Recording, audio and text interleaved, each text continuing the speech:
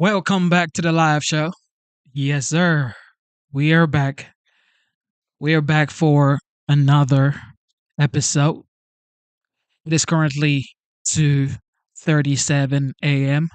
And of course, today's date is the 9th of July 2025. All right. Look. Okay. Look. Okay. Just look. A lot is going on in the United States. Of course, we have the cabinet meeting that happened yesterday, a couple of hours ago, and some bombshells just, you know, happened.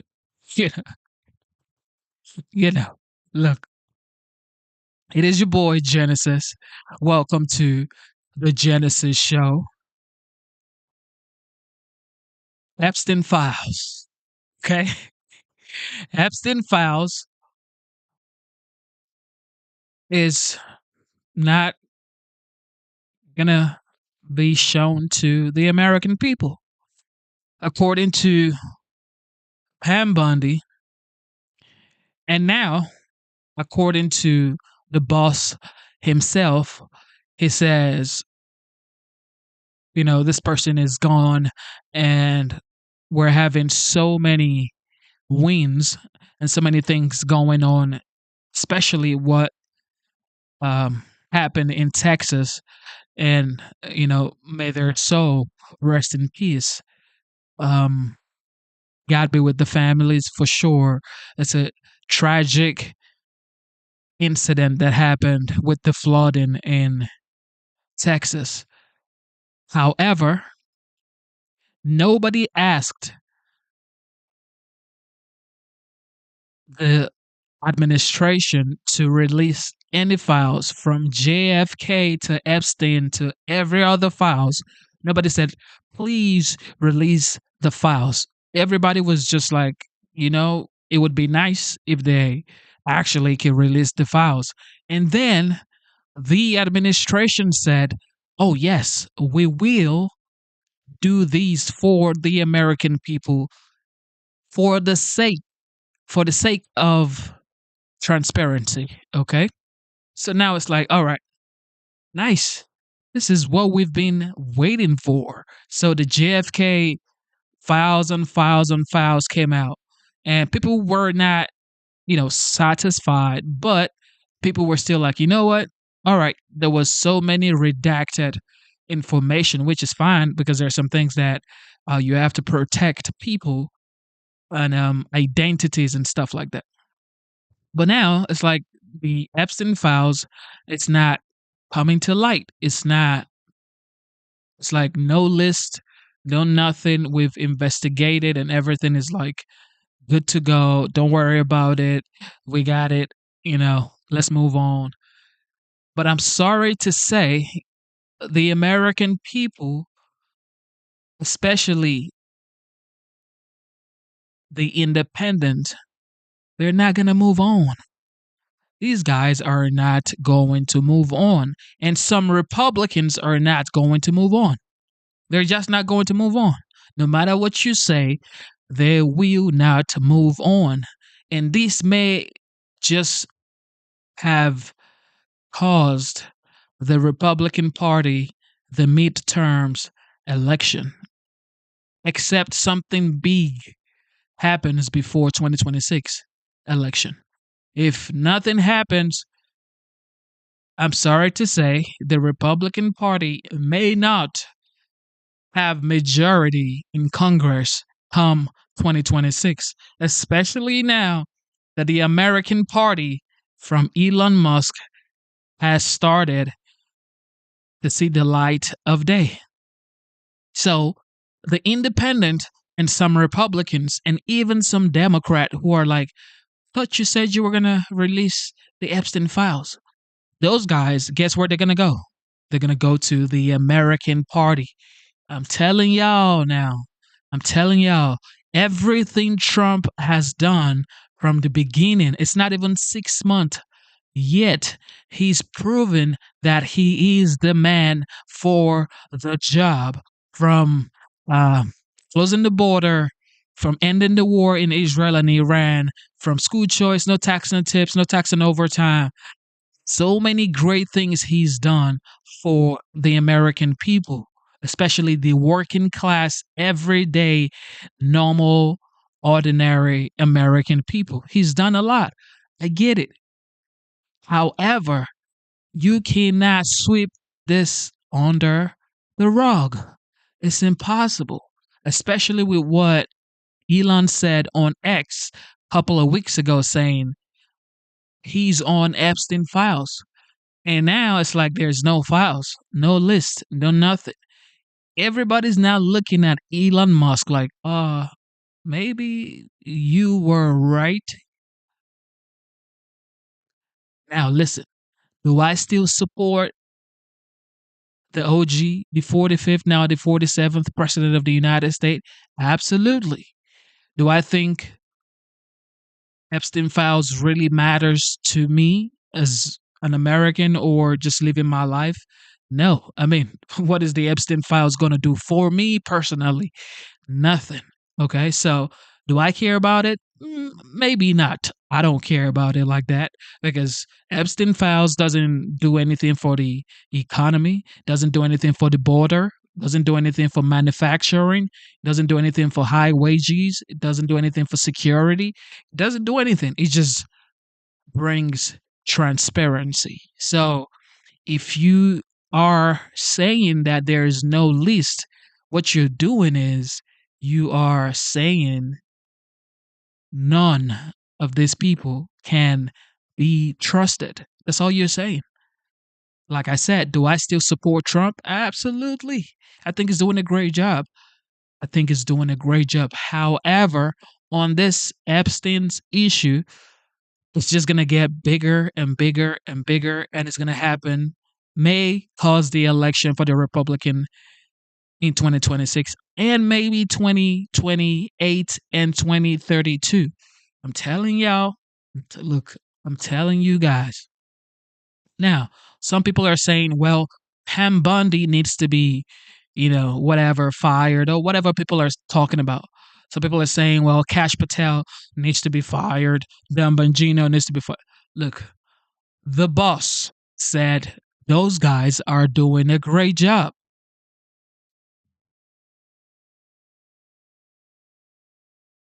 The boss said those guys are doing a great job. He hired them. So if he's saying they're doing a great job, then they're doing a great job. So, whew, this is a lot to take in. But like I said, does the list affect the economy, the border, foreign policy, trade deals around the world, the NATO uh, increment in security budget? It does not affect any of those things. Like I said, the Epstein files only affect transparency. And this administration has said they are the most transparent administration ever, which to some extent, yes, they are. Trump is always traveling with press, always answering questions for hours. So I don't think he should let this right here just destroy every great thing he's done. And it's only 6 months in. It's not even a year in. So this should not destroy his entire hard work. But with that being said, that's my 2 cents on it. Every American has their own opinion and what they have to say concerning that issue. I think the Epstein files does not affect the economy, the border, foreign policy, trade deals, the everything the economy. All right, inflation. It does not. Okay, do I care about the list? Absolutely not. However, you are throwing transparency out the window. I mean, it's just how it goes. Anyway, this is your boy Genesis Welcome to the Genesis Show. Enjoy the cabinet meeting. You want to move down? You have some room Yes, over we here. come down. If you want, you could leave the cameras there. It's fine. But if you want, there's a lot of room over here. See, and then you can move out to the end if you want. Way out to the left. To the left. To the left. Are you able to get them all in the room? Are they in? Yes, sir, they're in. Are you okay? Thank you very much. We've had a tremendous 6 months, and we've had a tremendous 2 weeks, which now is, I guess, 3 weeks. And we have a tremendous group of people here that have done a great, unified, beautiful job. I want to, in particular, because of what she's gone through this last few days, done an incredible job. As you know, Christy, I'm going to ask you to say a few words about Texas. The first person there was the first person I saw on television was you, actually. And you've worked great with the governor, who's terrific. And you might want to tell a little bit about the trials and tribulations, but we appreciate the job that you and everybody have done. You had people there as fast as anybody's ever seen. So I really appreciate it. We all do. And maybe you could say a few words. Sure. Well, thank you, Mr. President. I want to thank you for your leadership. Texas is strong, and the people of Texas are incredibly strong. They've gone through something that is absolutely horrific, and it is heartbreaking to watch these families suffer the way that they are. As soon as this flash flooding event happened, you know, the governor has activated his emergency responders. Nim Kidd is his emergency management director, who is incredible, and has immediately worked with the local first responders to get help to individuals and get them evacuated, put requests into me. We deployed, sir, right away, as you know, because you and I were talking a lot during this time, the Coast Guard. We also had some assets out of Customs and Border Protection. Our BORTAC teams went in and helped with rescues and clearing debris so that we could get roads open and people get the help that they need. I think when I got there the most, sir, that day, as soon as I arrived on site, was getting a briefing from all the emergency responders, was just how unified they were in focusing on the fact that we're there to save lives. They were there to rescue people, find people who were still alive, and to reunify them with their family members. We as a federal government don't manage these disasters. The state does. We come in and support them, and that's exactly what we did here in this situation. FEMA went to an enhanced level immediately, but as soon as you signed the major disaster declaration, we were able to get them resources and dollars right away, just like you envisioned, through state block grants to help them with cleanup. And we're still there in presence, and FEMA's been deployed, and we're cutting through the paperwork of the old FEMA, streamlining it much like your vision of how FEMA should operate, and it's been a much better response to help these families get through this terrible situation. We still are looking for people. We're still looking for a lot of little girls and other family members that were camping along that river, and they will continue until they find every single person, and we will continue to help them and assist in that. I was surprised when I got there at the camp that day, right after this happened, the parents that were there, the parents that were looking for their children and picking up their daughter's stuffed animals out of the mud and finding their daughter's shoe that might be laying in the cabin, and just hugging and comforting people matters a lot. I'm extremely grateful for God's hand in that whole situation, because hundreds and hundreds and hundreds of people were saved. And this is a time for all of us in this country to remember that we were created to serve each other. God created us to take care of each other. And that when we do that, we are happier, we are more fulfilled, and we can walk alongside people on their worst day and help them get through it and come out the other side, knowing that we can that we can continue to live a life that God has purposed for us. So they're grateful for you. Several times the day after the flooding, you and Melania were on the phone with me, and I want to thank you for that. That meant the world. I was able to tell many of those folks that I had been visiting with you, and that you had said, whatever they need, Christy, let's deploy it and get it down there and be helpful. And on Sunday, when the families were waiting at a church to identify their children's bodies, Franklin Graham and I called in and prayed with the families and read some scripture with them, and he was incredible in making himself available to that as well. We'll be back down there in a couple of days and continue to do all we can, but this is an unprecedented event. It really is. There's been tragedies like this around the country, but everyone is unique in different situations, and the response the federal government had supporting the state through this, I'm proud of the people that stepped up and immediately came. The Coast Guard, when they came in,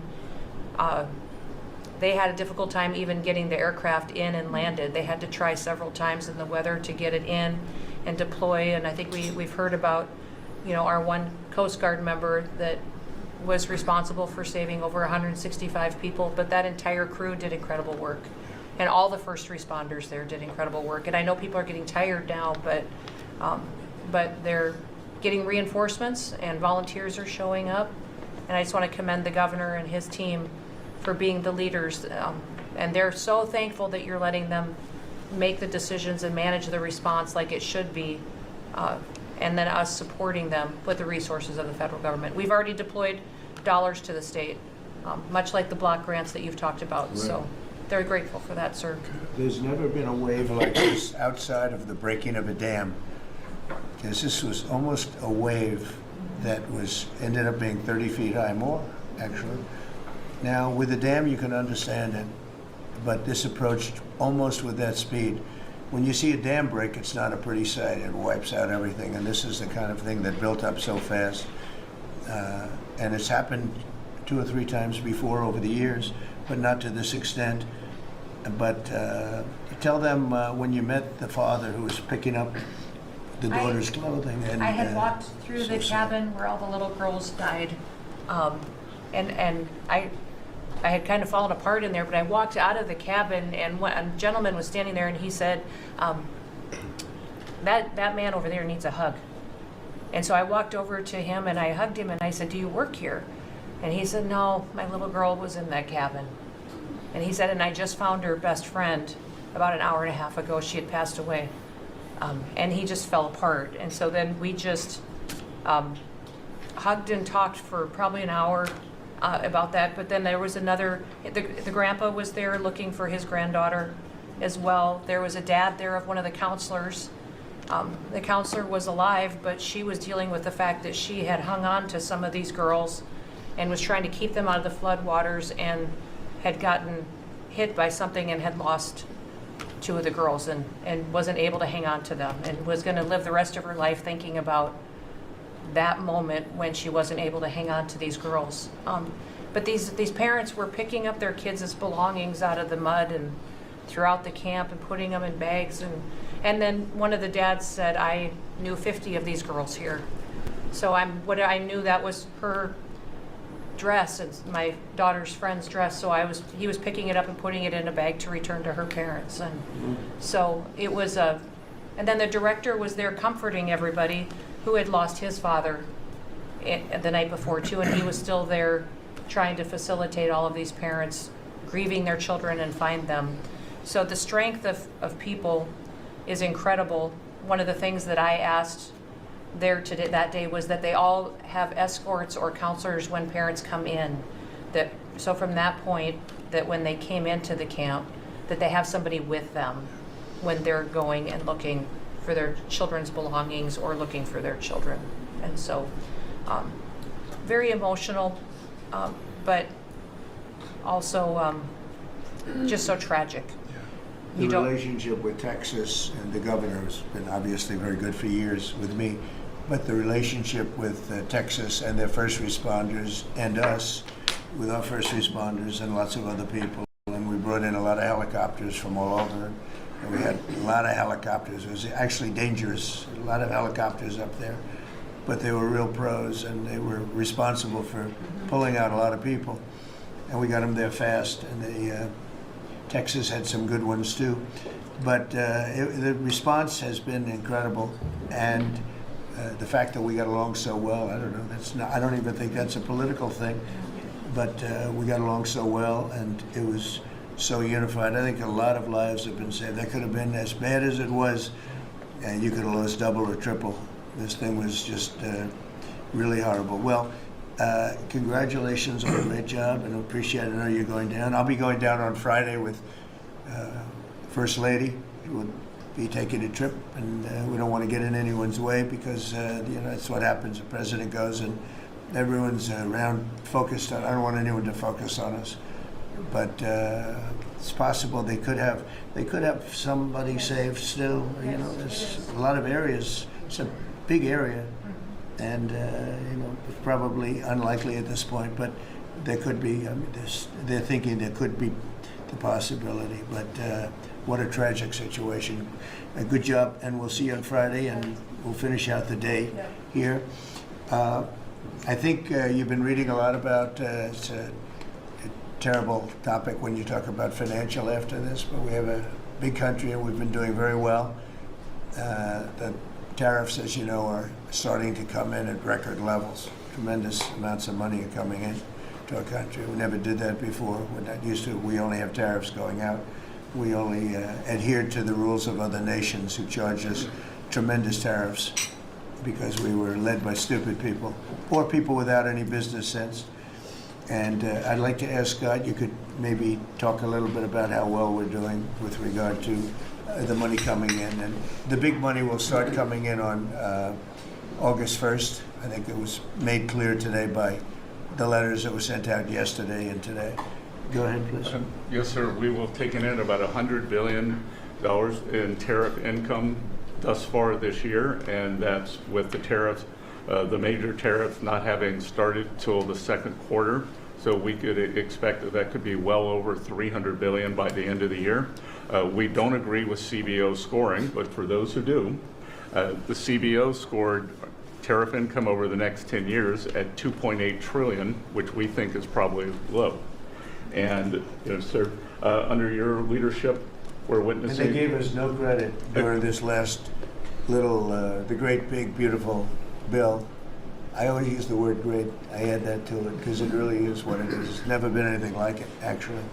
And I want to thank all the Republicans that voted for it. And I want to, scold the Democrats because they're voting for tax cuts. They're voting for no tax on tips, no tax on Social Security, no tax on overtime, and many, many other things far more important than that. Great health care. And frankly, every Democrat should lose their election because it was purely political to vote. They were told not to vote for it. So think of it, we got 218 to 2, and then with the Senate, we had 50 to 3. Democrats didn't vote at all, not one positive vote, with all of the good things in there. Economic development money, tremendous border money. Now you're loaded up on the border, and I don't think we're going to need so much of it because we had zero come in last month, so I'm not sure how much of it we want to spend. You may think about that.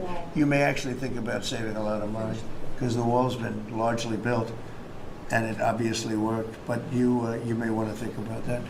But so I think it's incredible when I watch the Democrats, and they have standard lines like they had Russia, Russia, Russia. They had the laptop from hell. It all came from Russia. They make things up and they go with it, and they feed it to you people in many cases. And they said, here's a line. And I hear the new line is death. Oh, it's death. Everyone's going to die. There's nothing to do with death. In fact, we're saving our country. Death is from allowing 25 million people into our country, of which 3 or 4 are stone-cold, hard criminals. 11,888 are murderers, many of them committing more than one murder. That's death, and the Democrats did that. Joe Biden did that by allowing people to come in here just totally unchecked, unvetted, open borders, open borders. The whole world was dumped into our country from prisons, from gangs, from mental institutions. We have many people walking the streets, walking in areas that we don't know anything about, that came out of insane asylums. They released the insane asylum population into our country, and it's amazing the job that you and Tom Homan are doing, by the way, on that. But we have to get them out. We have no choice. We have to get them out, and we are getting them out. And so, Pete, you want to tell them about our great military and how well we did with respect to the bombers and the B-2? We had the pilots here 2 days ago, and they were incredible people. Go ahead. Yes, sir. Truly a historic mission, and demonstrated the skill and courage of the United States military. From those B-2 pilots and families that we had a chance to meet, sir, to the fighter pilots, to the refuelers, to the maintainers, to the air defenders who defended the base. What was demonstrated on the world stage was American military might and capability. And it wasn't just Fordo and Esfahan and Natanz that took notice in Iran. It was the rest of the world, that we have a decisive commander-in-chief willing to use these capabilities, which are the best in the world. As the president pointed out, no one else could have done what America did there on that night, and everyone took notice of that. With the One Big Beautiful Bill, sir, we've got $150 billion additional to invest in Golden Dome and all the other weapons systems and stockpiles and shipbuilding priorities of yours. Another month, another historic recruiting bump. It's not just the Army and the Marine Corps anymore, it's the Navy, the Air Force, and the Space Force, all historically ahead of where they've ever been. So historic spirit inside the military. We had a chance to be at NATO, Marco and I, and see how the world responds to us saying it's time for you to shoulder the burden and take the lead for your continent. It only happens with President Trump leading. And we're proud to be a part of what's going on at the border, sir, with now a 4th national defense area where we're helping get to that number 0 and securing the border. But that mission, Operation Midnight Hammer, re-established deterrence. It reversed what happened in Afghanistan. You saw the debacle of what Biden allowed to happen in Afghanistan and what that did to our image. President Trump said, with Operation Midnight Hammer, we're reestablishing American leadership and deterrence, and we're proud to be a part of it, sir. And our so-called enemies were watching.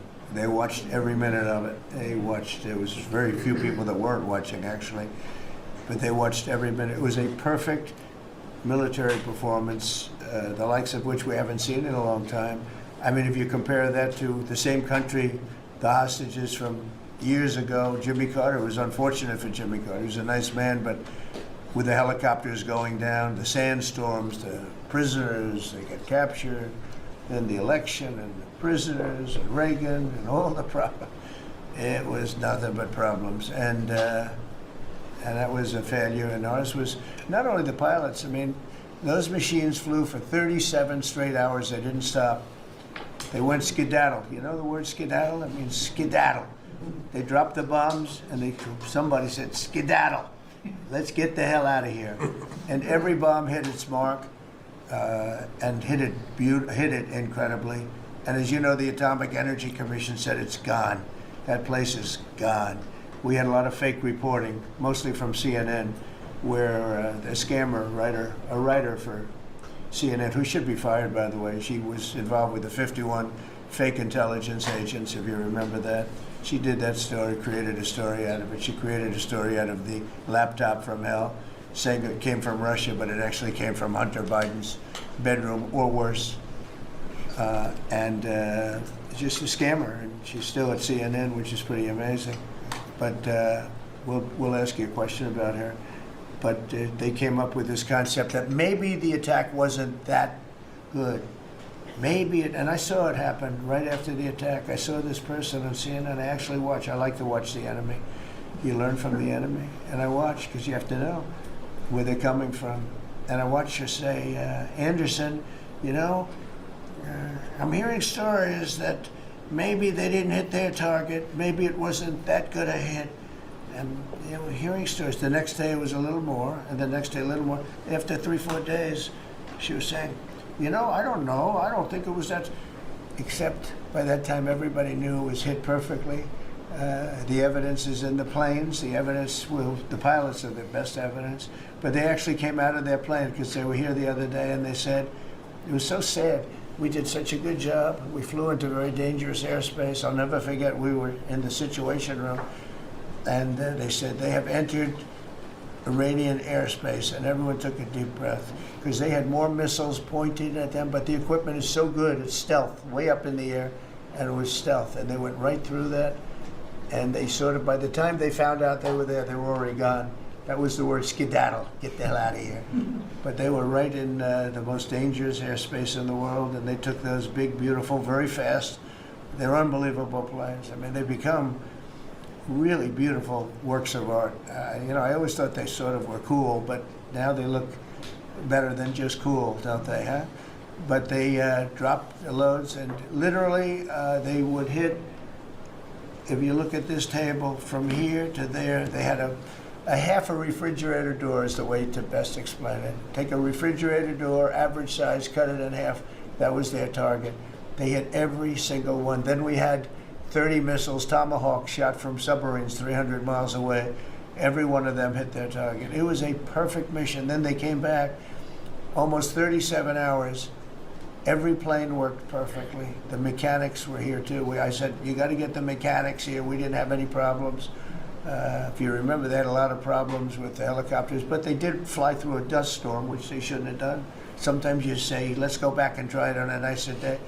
Dust and sand don't work well with helicopters if you know much about helicopters, but that was a horrible embarrassment to us. Then we had Afghanistan, which I think was the most embarrassing moment in the history of our country, and we would have gotten out.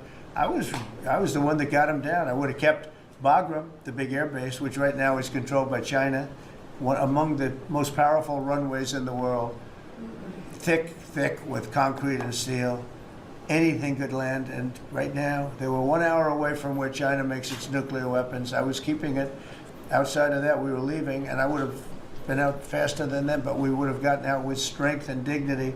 Instead, that was the most botched up mess I've ever seen. They left all that equipment behind, and every year they have a parade running down some third-rate street with the equipment. You know, it's supposed to be Fifth Avenue. It doesn't work.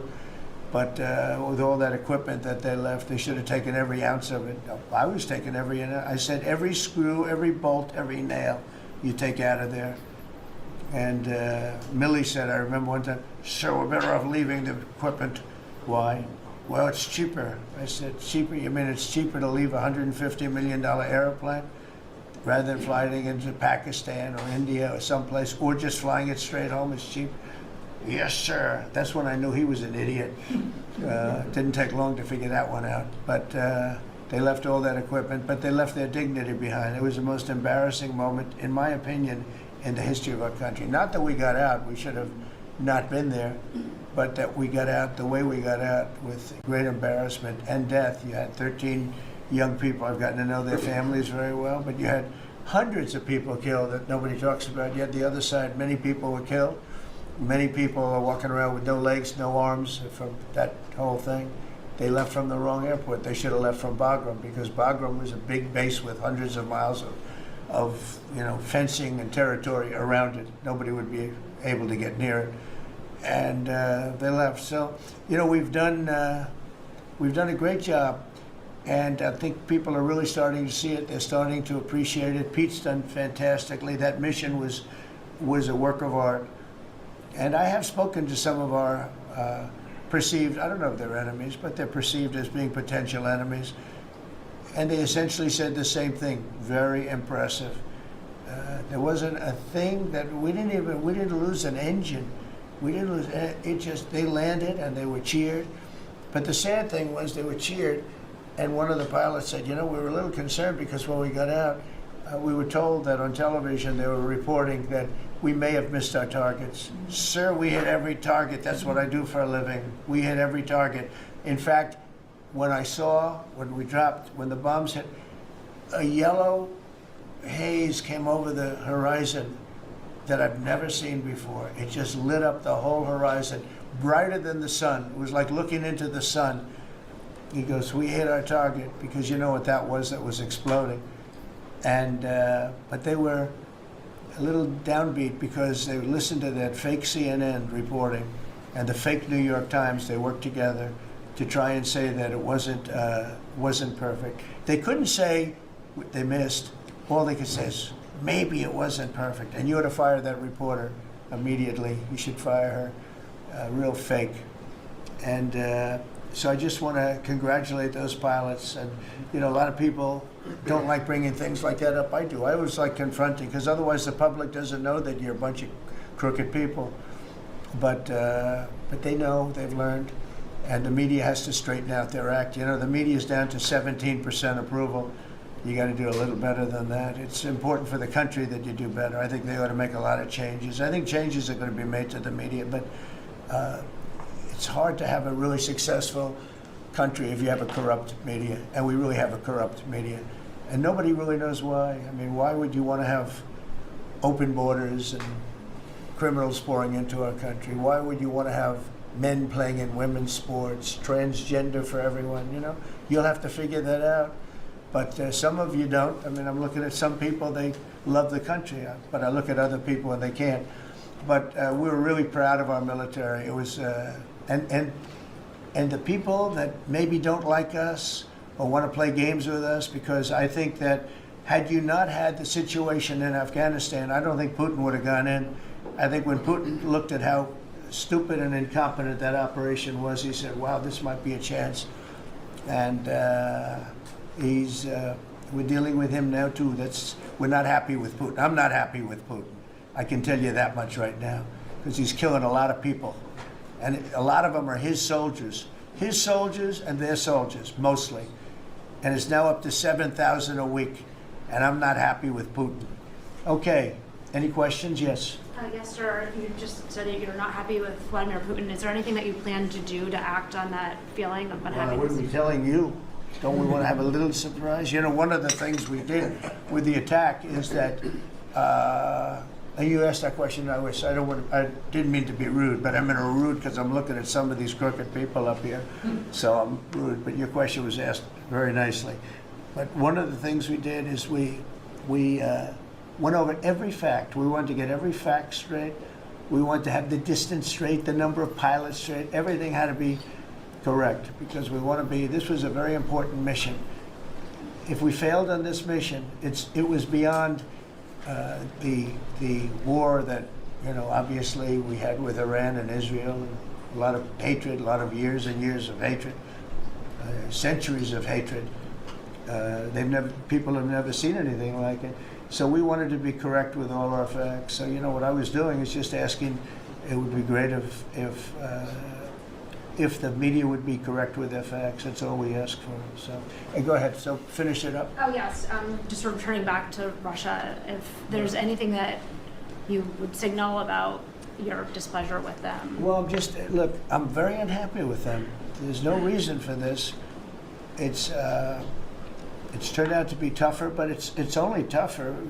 And I will say the Ukrainians were brave, but we gave them the best equipment ever made. We gave them the anti-tank busters that knocked out tanks. I mean, you just aim them in the direction of the tank and the tank is gone. We gave them missiles, the latest and the greatest. They were able to shoot down a lot of things that would have normally wiped out. You know, probably would have been a very quick war. It would have been a war that lasted 3-4 days, but they had the benefit of unbelievable equipment. And Europe gave them too. We gave them far more, because Biden shouldn't have done that. He should have equalized. And we should have given him the same, or we should have given actually less than Europe. It affects Europe much more than us, but we're in there for over $300 billion. Europe's in there for over $100 billion, but still, Europe gave a lot. And I will say this, the Ukrainians, whether you think it's unfair that we gave all that money or not, they were very brave, because somebody had to operate that stuff. And a lot of people I know wouldn't be operating it, and they wouldn't have the courage to do it. So they fought very bravely, but we gave them the best equipment in the world. We make the best military equipment by far. There's nobody close. You look at other equipment from other countries, it's not even close. That's why everybody wants to buy our equipment, and that's why we're going to step up these contractors now that make it, and they're brilliant, but they make it too slowly. And we have to step them up, Pete, and let them make it at a much higher rate. Unfortunately, we have to do that. But if you look at our Patriots, if you look at our Tomahawks, if you look at our, well, what we do with tanks is, you wouldn't want to be driving a tank. You would feel nice and secure, but they are javelins, they're called.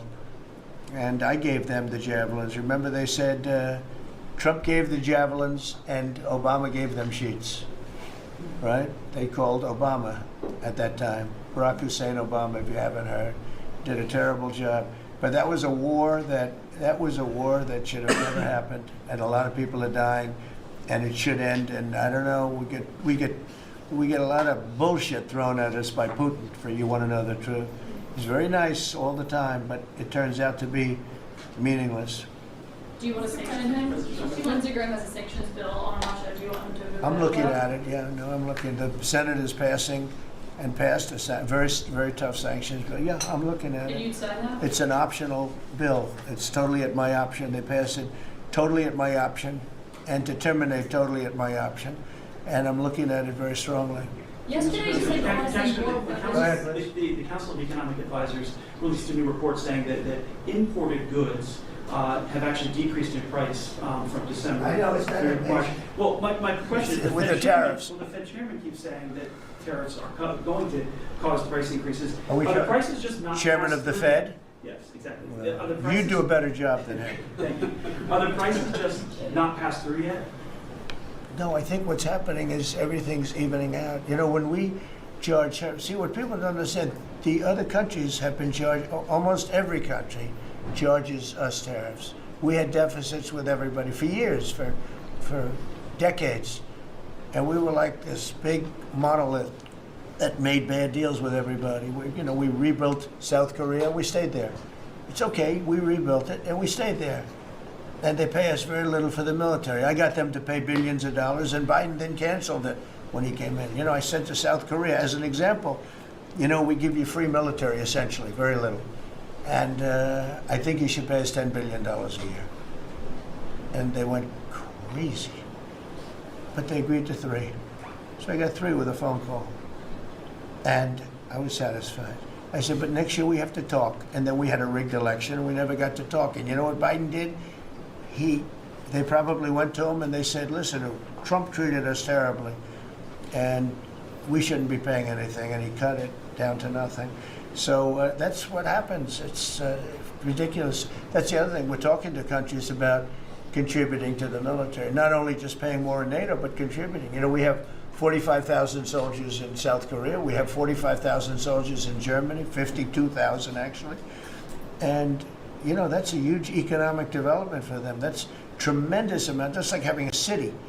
It's tremendous money for them, and it's a tremendous loss for us. So we're talking, in a very nice way, we're talking to them about it. It's very unfair. We supply the militaries to many very successful countries. I mean, South Korea is making a lot of money, and they're very good. They're very good, but, they should be paying for their own military.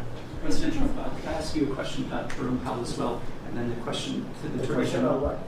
Jerome Powell, and then I have a question for the Attorney General. Jerome Powell, who you've been pressuring to lower interest rates, he's facing accusations of lying to Congress, which is a potential crime about the Well, then he opulence. should resign immediately. We should get somebody in there that's going to lower interest rates. Do you want congressional Why don't you Republicans call to for his resignation? Do you want congressional Republicans to investigate and It's pursue okay and with punish? me. I think he's terrible. I think, look, we're paying, I call him Too Late. T-O-O, Too Late, like Too Tall Jones for the Dallas Cowboys, right? Too late.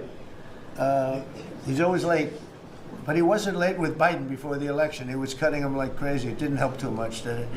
But he was cutting him like crazy before the election with Kamala and Biden. He was trying to get them in, I guess. I don't know. He was recommended by somebody that worked for me. I like you better. If I could ask the Attorney General a question too, President. Sure. Your memo and release yesterday on Jeffrey Epstein, it left some lingering mysteries. One of the biggest ones is whether he ever worked for a American or foreign intelligence agency. The former Labor Secretary, who was Miami U.S. Attorney Alex Acosta, he allegedly said that he did work for an intelligence agency. So could you resolve whether or not he did? And also, could you say why there was a minute missing from the jailhouse tape on the night of the step? Yeah, sure. If I Ma'am, could, could I just interrupt for Sure. 1 second? Are you still talking about Jeffrey Epstein? This guy's been talked about for years. You're asking, we have Texas, we have this, we have all of the things. And are people still talking about this guy, this creep? That is unbelievable. Do you want to waste the time, and do you feel like answering? I don't mind answering. I mean, I can't believe you're asking a question on Epstein at a time like this where we're having some of the greatest success and also tragedy with what happened in Texas. It just seems like a desecration, but you go ahead. Sure. First, to back up on that, in February, I did an interview on Fox, and it's been getting a lot of attention because I said, I was asked a question about the client list, and my response was, it's sitting on my desk to be reviewed, meaning the file along with the JFK, MLK files as well. That's what I meant by that. Also, to the tens of thousands of video, they turned out to be child porn downloaded by that disgusting Jeffrey Epstein. Child porn is what they were. Never going to be released, never going to see the light of day. To him being an agent, I have no knowledge about that. We can get back to you on that. And the minute missing from the video, we released the video showing definitively the video was not conclusive, but the evidence prior to it was showing he committed suicide. And what was on that, there was a minute that was off the counter. And what we learned from Bureau of Prisons was every night, they redo that video. It's old, from like 1999. So every night the video is reset, and every night should have the same minute missing. So we're looking for that video to release that as well, showing that a minute is missing every night. And that's it on Epstein. Mr. President, just on the tariffs again, August 1st, you said is the deadline. What incentives do countries have to negotiate? It seems that deadline keeps moving. It was April 2nd, now it's... We didn't move, no. It's always been August 1st, that's what we're paying. A statement was put out today, and I put it out just to make it clear. It wasn't a change, it was August 1st. We don't change very much. Every time we put out a statement, they say, he made a change. I didn't make a change. A clarification, maybe. No, August 1st they pay. And everybody pays, everybody has to pay, and the incentive is that they have the right to deal in the United States. If they don't want to, they don't have to pay, and they don't have to deal here. But if they want to buy and make a lot of money and sell in the United States, they have to do that. If you go back and look at some of the good presidents, our country was the wealthiest, proportionately the wealthiest, from 1870 to 1913. It was an all-tariff country. We didn't have income tax. That came in in 1913. We had tariffs. And we had so much money we didn't know what to do with it. We had, we had a couple of presidents that were very, very strong. McKinley, I guess more than anybody, but he was the tariff king, but he was very, very strong. As sort of said, he made a fortune for this country, became very rich, and then Teddy Roosevelt went out and vice president, and he spent the money. And they said Roosevelt was a great president. And let's say he was a great president, but the money was paid by McKinley with tariffs. Tariffs are charged by other countries at levels that are ridiculous. And I call those other countries to say, and every one of them is willing to give us everything now, by the way, just so you know. Sir, we'll charge you no tariffs, nothing. We'll give you everything. We'll give you access to our markets. We'll give you everything. Is that a correct statement, Scott? Yes, sir. Howard, would you say that's a correct statement? Exactly correct. It's like they just don't, because they're very spoiled, because for years they ripped us off and we didn't have a president that understood it, or Secretary of Treasury or Secretary of a lot of different secretaries are involved, but certainly Commerce Secretary was, not doing their job. I don't know about Kelly, she's small business. We'll keep it that way, okay? Her small business is bigger than almost all big businesses when you add it all up. But no, they are very respectful of our country. But the incentive is that they have the right to do business with us. Without that, they don't have the right to do business. And that would be okay, too. And with the next flurry of deals, Yeah, go ahead. in the next 24 hours, will we hear a flurry of deals? Yeah, we have a lot of them going out. But the deals are mostly my deal to them. We're picking a number that's low. We don't want to hurt them, and fair. We're picking a number that's lower than, in most cases, lower than what they charged us. But it's amazing when you've paid all this money for years and they get one president that's a little bit different and a little tougher on this subject, and they're willing to drop everything they've been charging us for years and years. I mean, we have countries going, we will have you don't have to pay any tariff to come in and do business. They're giving us total access to their countries. They gave us no access to the country. They say, well, you cannot go into our country. Okay, good. Now we will give you total access and you don't have to pay any tariffs. But please don't charge us tariffs. And we don't like that deal. So the letters I send out we have made some deals. We can make a lot more deals. It's just too time consuming. It just makes it more complicated. And we can do things over the years too. You know, we're not hard line, but it's about time the United States of America started collecting money from countries that were ripping us off and laughing behind our back at how stupid we were. Okay? Thank you. Mr. President, Yellow, in the yellow.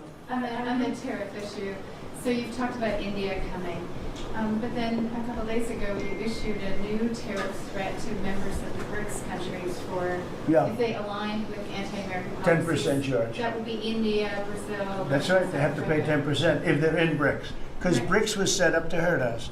BRICS was set up to degenerate our dollar and take our dollar as the standard, take it off as the standard. And that's okay if they want to play that game, but I can play that game too. So anybody that's in BRICS is getting a 10% charge. Is that immediate, sir, or Yeah, is that pretty soon. if they engage in some behavior? Well, if they're a member of BRICS, they're going to have to pay 10% tariff just for that one thing. And they won't be a member long. I thought BRICS was, I said this about a year ago, and it largely broke up. But, there are a couple that hang around, but I thought it largely broke up. BRICS is not, in my opinion, not a serious threat. But what they're trying to do is destroy the dollar so that another country can take over and be the standard. And we're not going to lose the standard at any time. If you have a smart president, you will never lose the standard. If you have a stupid president like the last one, you would lose the standard. You wouldn't have the dollar as you. And if we lost the world standard dollar, that would be like losing a war, a major world war. We would not be the same country any longer. We're not going to let that happen. The dollar, you ever hear the expression, dollar is king? The dollar is king. We're going to keep it that way, okay? And I'm just saying, if people want to challenge it, they can, but they're going to have to pay a big price. And I don't think any of them are willing to pay that price. There's some question Thank you, Mr. President. Are you optimistic about reaching the tariff deal with the European Union soon? Well, the European Union has been speaking to us, Ursula and the whole group, and they've been very nice. They treated us very badly until recently. Now they're treating us very nicely. It's like a different world, actually. They've treated us very badly. They were among the toughest to deal with. Actually, in many respects, they were much worse than China. Look at what they do to our companies. They sue Apple. They sue Google. $17 billion they got from Apple on a lawsuit that they didn't have a case. They have, judges that are European Union judges.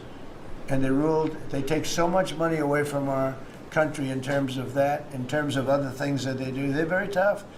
But now they're being very nice to us, and we'll see what happens. We're probably 2 days off from sending them a letter. We are talking to them. I just want you to know, a letter means a deal. A lot of people said, we got 200 countries. We can't meet with 200 countries. We have a few trusted people that know what they're doing, that are doing a good job, but you can't do it. You have to do it in a more general way, but it's a very good way. It's a better way. It's a more powerful way. And we sent them a letter. You read the letter. I think it was well crafted. And mostly it's just a little number in there. You'll pay 25%, 35%. We have some at 60, 70. Those are ones with massive, where we have massive trade deficits because they've treated us very badly. But I would say in every case, I'm treating them better than they treated us over the years. Don't you agree with that? I could have done much. I could have been much harsher. I don't want to do that. We want to have relationships, but in every case, they treated us far worse than I'm treating them. I'm treating them very good. I could go higher with the tariffs, but I don't want to hurt them. That's why when you just read it, you come up with the number. It's so incredible that prices are actually going down. Just so you know, when I got in, everyone said, "Oh, eggs are going through the roof." That was the first. I was in for about 4 days, and they started screaming at me about eggs. I said, "That's Biden's problem." I didn't know about eggs. but eggs went up about 5 times. You did a fantastic job. And we ended up shortly getting, in fact, for Easter, they said, go out and buy plastic eggs. You can't use real eggs. Well, we bought 200,000 eggs for the White House for the Easter egg hunt that we have at the White House, and there were eggs. We had the price down, and now the price is lower than it was before. We did a good job with eggs, but we did a good job with groceries. Our prices are down in this country. A big part of it's oil. The oil, you had a couple of places last week, you had $1.99 for oil, for gasoline. Nobody thought they'd see that. I want to get it lower if I can, but we've done a good job. You've done a very good job. Do you want to say a couple of words about that, you and Chris, about what's happening with energy? Well, absolutely, but I would say on the pricing side, President Trump, the fact that you've endorsed and supported a policy of energy dominance, that sends a signal to the market that we're going to have more supply. You talked during the campaign about inflation being a country buster. You've broken in the back of inflation in 6 months, among all the other things you've accomplished. We have no inflation. And we've got, and then heading into the 4th of July, these were the lowest gas prices at the pump in 4 years. And again, for Americans, this is like hundreds of billions of dollars that stay in their pockets because we lower the price of gas at the pump. And when we lower the price of energy, it lowers the price of food, it lowers the price of the clothes you wear. It's the biggest thing. It's the biggest thing. It's like a big tax cut. When you get energy down, every 50 cents is like a massive tax cut, and we've gotten it down much below that. You know, we had great energy, great low prices, everything else. When the election turned over, I'm trying to be nice about it. It turned over, shockingly, but nevertheless it happened. Energy started going up, and it went up really bad, and then he went back to the Trump policy. The problem was they didn't know how to do that, and he lost it. He lost that sucker. That big sucker was out of control, and his energy prices went way up, and that's what caused it. But it was also stupid spending. They spent money like, they used to use the term drunken sailors, but I won't use that term. Although it is very descriptive, I won't use that term. I refuse to use it. But they spent money at levels that nobody had ever seen before, and trillions and trillions of dollars wasted on the Green New Scam, greatest scam in the history of our country, other than maybe Russia, that might have been. But the Green New Scam was the single greatest scam in the history of our country, and continues to be, but it's weakened badly. It's hobbling along because people are they're finally getting it. But they spent trillions of dollars on the Green New Scam, getting nothing for it. Devised by a couple of young people that weren't even good college students, you know? Not even good students. Check out their marks. Yeah? Can you clear something up, Mr. President, on what you said last not night? for CNN. You said you Not for CNN. Go ahead. In the last jobs report, Mr. President, in the last jobs report, the manufacturing jobs actually lost 7,000 jobs. When will the investments that you've been talking about have an effect? Well, they're building the plants now. About 7 have started. We're going to have hundreds started within a short period of time. Lee Zeldin, who may be the most important man in this room, I'm sorry, but he's the one that gets the permits, whereas he's the one that has to get the permits for the plants and the factories, and permits that used to take 5 years, he's getting in record-setting times. AI, we're leading China a lot in AI, and if we go with this, you know, I'm allowing the plants to build their own electric. I'm allowing them to become an electric utility, so they can produce their own electricity, because we need double to be successful with AI, which is the biggest thing now. We need double the electricity that we have, which is hard to believe. We need even more than that. And they're building plants with their own electricity substations.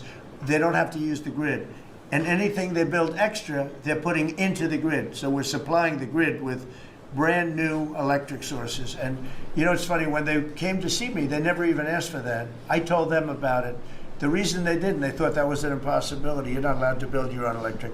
These are massive investments that are being made in building electricity for their plants.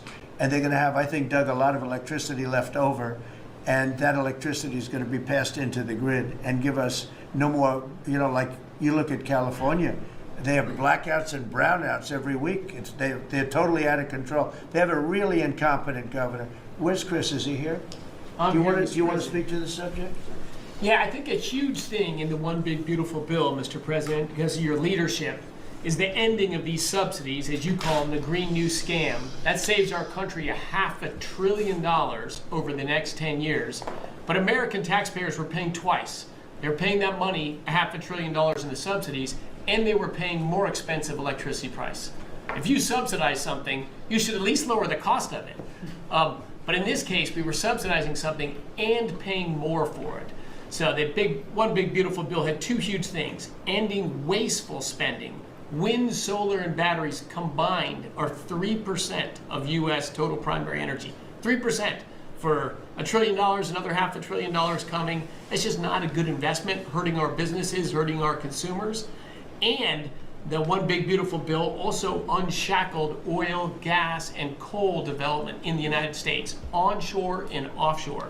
Secretary Burgum has been working tirelessly on how, by getting the government out of the way, private businesses will develop more resources in the United States, lowering costs for American consumers and making much better leverage for the United States to help our allies abroad and reduce the power of our adversaries abroad. So just a huge win on the energy front all around, and I thank you for your leadership. We're setting records now on energy, and there'll be nothing compared to what they'll be in about a year from now. But we're setting records, and wind is a very expensive form of energy. It's very bad for your beautiful surroundings, the plains and the valleys, and the birds are dying all over the place. You know, the whole thing is a disaster. They're almost exclusively made in China. Not that I have anything against China, because I don't have a great relationship with President Xi, but I asked him, how many wind farms do you have? He makes them, but they don't have a lot of wind farms, I'll tell you, very, very few. And wind is tremendously expensive and is very ugly. And if you own a house that's inside of a windmill, your house is worth less than half. And you hear noises. And interestingly, in New England, you probably read, where for 50 years they had 2 wells washed up, 50 years. And last summer, they had 14 washed up. Now, I'm not saying that's the wind farm that was built, but maybe it is, right? Probably is. It's tremendously expensive, and it can only be done with subsidy. And I know a man that's in that business, and one of the biggest in the world actually runs a company that builds these stupid windmills. And he said, I hate the business because it's the only energy where you need subsidy. He said, energy shouldn't need subsidy. You should make money with energy. So wind. The other one is the solar, those big solar fields. They're taking our farmland. Our farmers are like mortified by it. They hate it. It's very, very inefficient and very ugly too. You know, probably better than a windmill, but you go around and you see all these things that are 3 miles long by 3 miles wide, and you say, what the hell is that? And it's a lot of plastic from China. It's plastic, black plastic from China. Now, we want to be smart. We're going with, look, China right now is building 58 coal-fired plants, 58 big ones. They have 62 on the books to build. We've reintroduced clean, beautiful coal, because you know you can do a lot with coal now. Clean, beautiful coal, and natural gas, and all of the other things that we have. But we don't want wind, and we don't want solar, because they're a blight on our country. They hurt our country very badly, and smart countries don't use it. Solar sounds good, I will say, and I like, on occasion, you'll see a roof which is made out of solar brick, but it's a smaller use.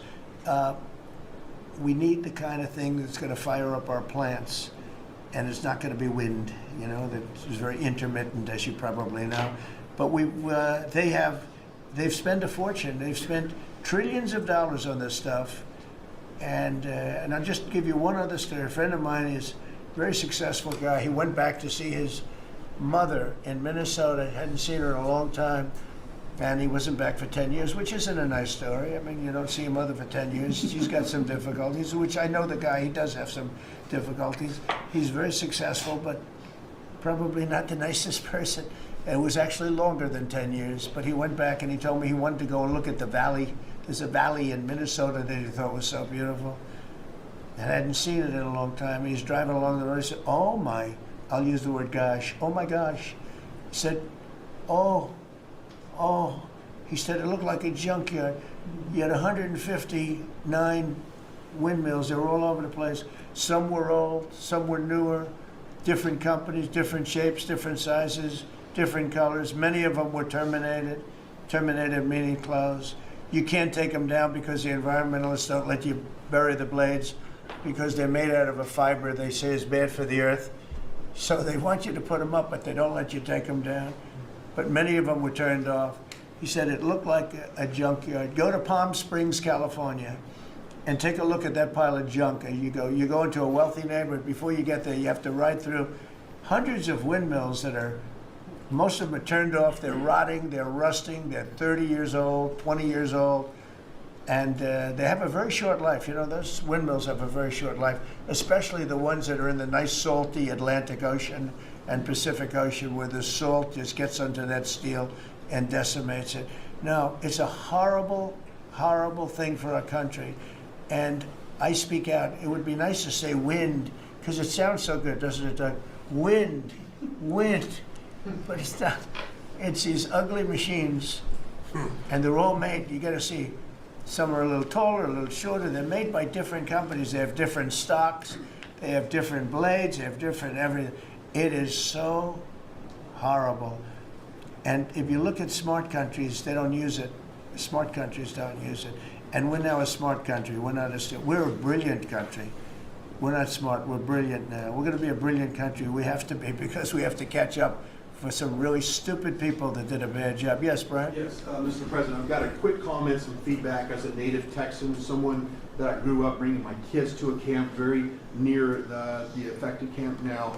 Thank you on behalf of Texas. I've gotten hundreds of messages that want to thank. If you're in the cabinet room, you can tell the president and his team on behalf of Texans, thank you so much for the quick response and the loving and the hugs. I saw that you gave. Two quick questions. I saw a Palestinian senator. His name is Schumer. He's a great Palestinian. No, he's a Palestinian. He's become a Palestinian. He's abandoned the Jews. But I saw him say, it's Trump's fault. Yeah, that's right. It's Trump's fault. He was actually, do you ever see John Lovitz, The Liar? Where he goes, yeah, I went to Harvard. That's right.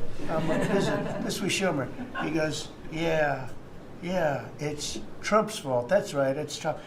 I actually saw that stupid guy try and blame it on me, and I said, man, that's a tough one to take. But his career is limited because I hear AOC is going to beat him, and she's no bargain either, by the way. Go ahead. Well, I'm just saying that's an example of an America First team effort to get this country back. So that's what America First looks like for the viewers watching us at home. My two questions. It looks like we have a rogue judge, an Obama-backed rogue judge that is attempting to block the funding to Planned Parenthood, which the big, beautiful bill cuts off the funding to Planned Parenthood. Any plans to challenge that? Okay. Absolutely. Yes, we're on it. We're on it. And I texted, I believe, I talked to yesterday Secretary Lutnick and Secretary Besson. I reached out to you to let you know that we were on it in the big, beautiful bill. Wonderful.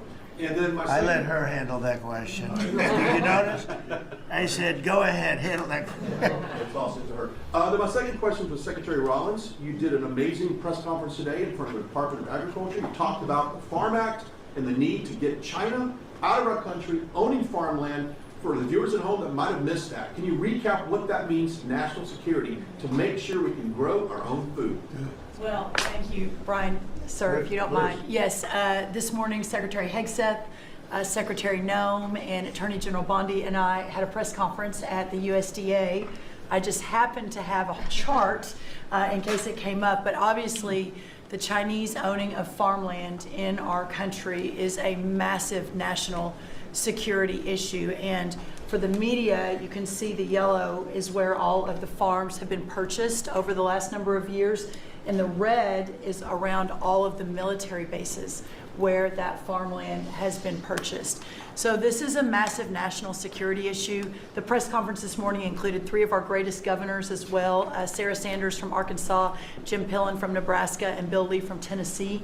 The states have begun taking a leadership role to ban the purchasing of China farmland. Obviously, Congress needs to step up and catch up, and we're going to be working alongside of them as well. We had some of our members, great members of Congress there, but it is time. And I think that this morning, was symbolic of many things. The first of this administration working every day to effectuate President Trump's leadership and unequivocal support of America First.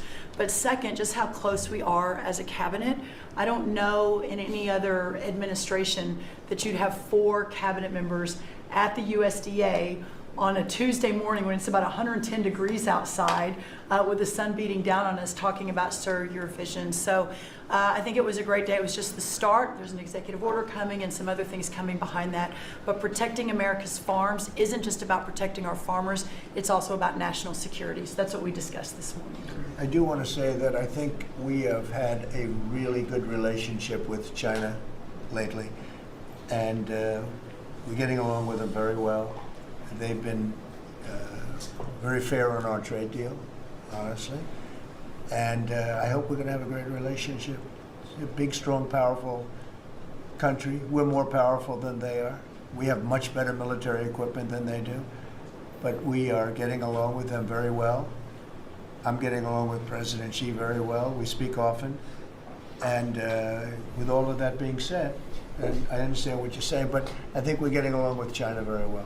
Mr. President, you have sent more weapons to Ukraine, as you said last night. Last week, the Pentagon paused some shipments of weapons to Ukraine. Did you approve of that pause? We wanted to put defensive weapons because Putin is not treating human beings right. He's killing too many people.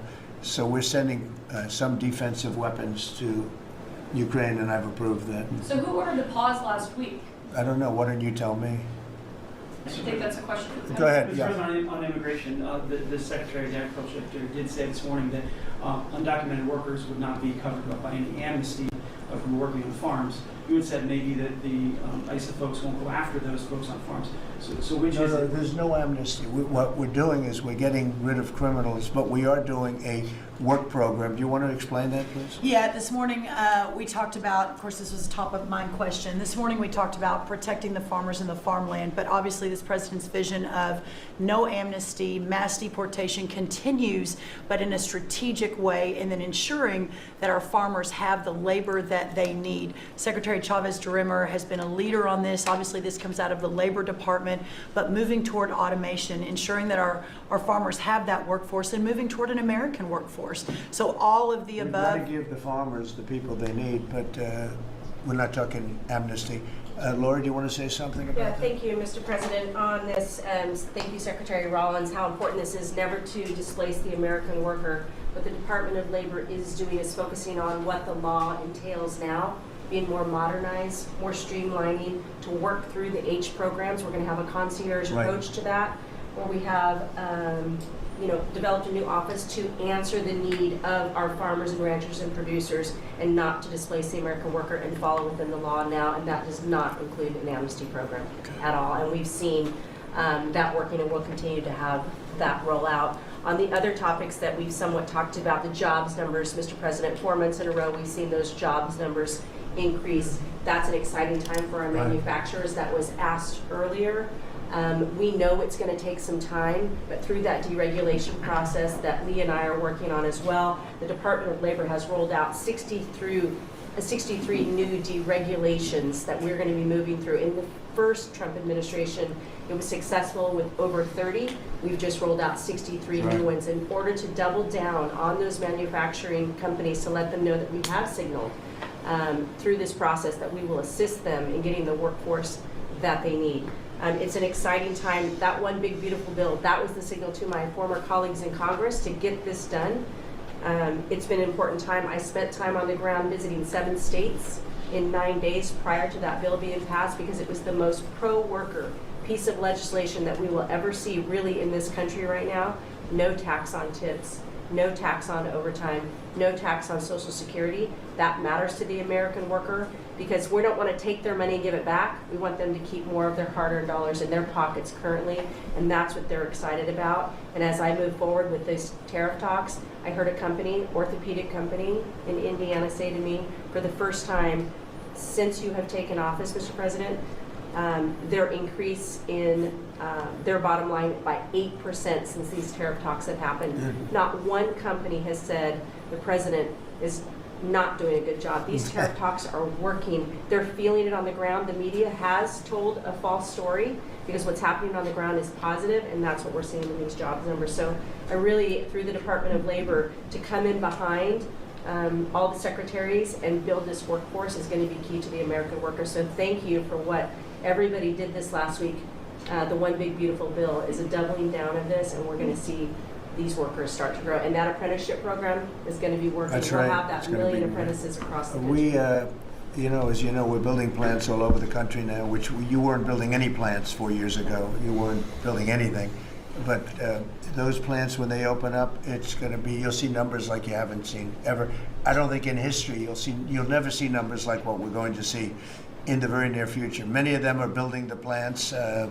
Some are just starting right now. You know, it's a brand new administration. But, and they wouldn't be here except for two things: November 5th, the election, and the tariffs. And frankly, I guess the election was more important because of the tariffs. I mean, another person wouldn't have done this. But they're coming in because of the tariffs. They have to, they're not going to pay 25, 30, 40, 50%, 70, and 100%. And we'll be announcing something very soon on pharmaceuticals. We're going to give people about a year and a half to come in, and after that they're going to be tariffed if they have to bring the pharmaceuticals into the country, the drugs and other things into the country. They're going to be tariffed at a very, very high rate, like 200%. We'll give them a certain period of time to get their act together. But they were all here, now they all left. They went to other places because we allowed, people that sat in this room allowed it to happen. And I don't allow it to happen. The people in this room don't allow it to happen. So we're going to be announcing pharmaceuticals, chips, and various couple of other things, you know, big ones. We did steel, as you know, they're 50%. We did aluminum, 50%. Lumber just came out. Western, that's copper. And we did cars. And now, today we're doing copper. What would that tariff be on? The section tariff? I believe the tariff on copper, we're going to make it 50%. 50%. Any breakthroughs See, on I'm glad he Gaza? didn't question it, 'cause Any I sort of just thought, what would that be? That was a quick one. I didn't have much time, but he agreed with me. That's why he's Howard. Any breakthroughs on Gaza with the Prime Minister, and there's reports that you're meeting with Netanyahu again tonight? Is that Yeah, I correct? am. He's going to come over again tonight. We're talking about Gaza, mostly Gaza right now. It's he's been very unfairly treated. I think what they've done to him in Israel is very unfair, having to do with this trial. I think, you know, he's a wartime prime minister, had an unbelievable outcome, and I think he's been treated very unfairly. But he's coming over later. We're going to be talking about, I would say, almost exclusively Gaza. We're going to get that solved. Gaza is it's a tragedy. It's a tragedy. And he wants to get it solved, and I want to get it solved, and I think the other side wants to get it solved. Steve, could you talk on that, please? We're in proximity talks now, and we had 4 issues, and now we're down to 1 after 2 days of proximity talks. So we are hopeful that by the end of this week, we will have an agreement that will bring us into a 60-day ceasefire. 10 live hostages will be released. 9 deceased will be released. We're meeting at the President's direction with all the hostage families to let them know. And we think that this will lead to a lasting peace in Gaza. And you're doing a good job. It's a tough one. It's a tough one. A lot of hate, you know. This is called long-term hate. But we think we're going to have it solved pretty soon, hopefully with a real solution, a solution that's going to be holding up. And can I follow up? This is, I think, the first cabinet meeting since Elon Musk has not been a special government employee, not here anymore. He's now saying he's going to create a third political party. Are you worried about the impact that could have? No, I think it'll help us. It'll probably help. Third parties have always been good for me. I don't know about Republicans, but for me. Are you second guessing any of the cuts that DOJ made since you No, described it as off no. the rails Look, the other day? we cut hundreds of billions of dollars with DOJ. We could have done it differently. I would have done it differently a little bit, maybe, but it was something that we saved a lot of money. You can always second guess. I guess some of the people in this room maybe would have done it slightly differently, and some would have done it exactly the way it was done. But it was dramatic, and it was important, and we found a lot of things like billions of dollars given to people for environmental protection, where they had $100 in the account, like in Atlanta, Stacy. And then you had another one with 20 billion here, and 20 billion here, and 2 billion here, and 15 billion. And Lee, you might want to mention just a couple of those things. We really got because of DOGE. At the Trump EPA, the One Big Beautiful Bill was filled with many big beautiful wins for the taxpayer. It delivered a sledgehammer to the Green New Scam. Billions of dollars rescinded. So it's a big deal for the American taxpayer who sees money go through pass-throughs that are filled with self-dealing and conflicts of interest. They see unqualified recipients. They see reduced agency oversight, and they want accountability with their tax dollars, and they got it. In the example of the Stacey Abrams connected NGO, they received $100 in 2023.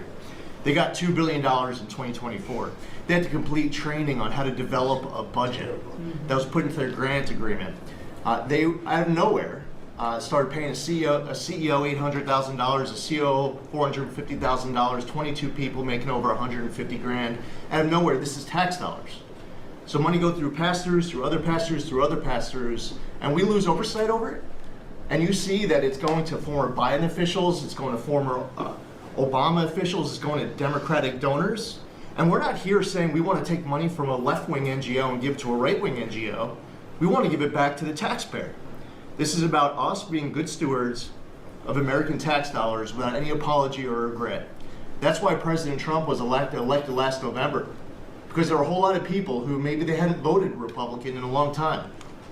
Maybe they didn't even vote for President Trump the first time around in 2016, but they're regretting that vote from 2016 and they were making it right in 2024. So the One Big Beautiful Bill gave us the tools to rescind billions of dollars more. We're seeing hundreds of thousands of dollars that'll get wasted per electric vehicle as an example of this money that was going through it. They gave $50 million to a group called Climate Justice Alliance. They say that climate justice runs through a free Palestine. The Biden EPA gave $50 million to a group that says the climate justice runs through a free Palestine. We say that if you're going to spend $1 in the name of remediating an environmental issue, then spend the $1 on remediating an environmental issue. We say that we can protect the environment and grow the economy. We want to help grow more baseload power in this country. So why is it that it took this long for this team to get assembled, to be able to fix the mess that we inherited? But gosh, we love showing up at our jobs every single day, first thing in the morning, because all day long we get things done for the American taxpayer. And Congress did its part last week by passing the One Big Beautiful Bill to deliver this accountability and to cut off the Green New Scam. So maybe it's a bad day for Stacey Abrams. Maybe it's a bad day for all those well-connected Democrats getting paid off. But you know what? God bless America. Because at the end of the day, President Trump is here, J.D. Vance is here, and the greatest cabinet ever assembled to deliver that much-needed and highly demanded accountability. Well said. That was a very good answer.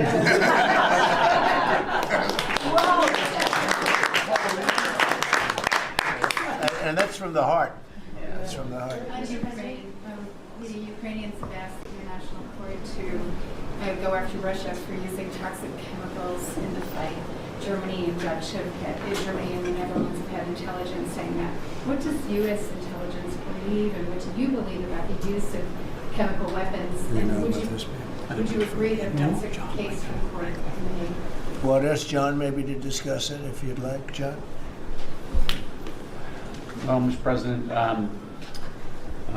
obviously chemical weapons, if it's documented and its use, it's illegal. It's against all international laws of armed conflict and treaties. And obviously I can't share in this room with this audience the intelligence that I can share with you privately, but obviously you're not going to stand or allow for any violations of international law by anyone. That's right. Thank you. Could I ask Sean to Department of Transportation, Sean Duffy, former great congressman, very popular, decided to go out and make a couple of bucks. He made a lot. And he got bored with that, though. He likes serving people better, the people. And could I ask you to just discuss a very important subject to me, and that's the modernization of our equipment at airports so that planes aren't crashing into each other and bad things don't happen. It should have been done many years ago. We were going to do it, and then the election precluded that, unfortunately, but we're doing it now. Could you tell them where we are? Yeah, if I could start with Newark. You guys all covered what happened in Newark. We had outages for a couple of 30-second outages a couple months ago. We have, in 2 months, Mr. President, it's historic speed, laid new fiber lines for communication and tested those in the next month. So those new lines for the Philly TRACON that controls the Newark airspace, they're up and running, lightning fast speed. June was the most on-time June ever in the history of Newark for air travel. So that's going incredibly well. By the way, we shouldn't have dealt with this because Joe Biden and Pete Buttigieg had moved the center from New York to Philadelphia. They didn't test the lines. They didn't do the work, which is what brought us all these problems. But in the big beautiful bill, we got $12.5 billion. This is a historic investment in air traffic control. And so what the money is going to allow us to do is move from copper to fiber all over the country. So new copper lines. We think we can do that in 1.5 to 2 years. We have radar that dates back to the 1950s, some of it from the 60s and 70s. We get brand new radar across the country as well. We have some infrastructure money to build TRACONs and centers, the en route centers that control the traffic across the country. So this is a massive new start to rebuild air traffic control. And again, this is dilapidated. Americans think that their government takes care of them and makes the investments that are necessary to make the country work. And for 30, 40 years, the investments weren't made. And so under your leadership and direction, we are making those investments. And per your direction, right now we are interviewing what we could call a general contractor or an integrator. One company to manage. It's a massive project. The FAA is not qualified to manage this kind of a project. So we are now going through the process of finding who that one company will be to manage the whole project. We'll interview those companies together and make that selection. So we'll write one big beautiful check to one beautiful company that'll be responsible for this whole build. But if I just make one last point, this is not enough money. We're going to need more.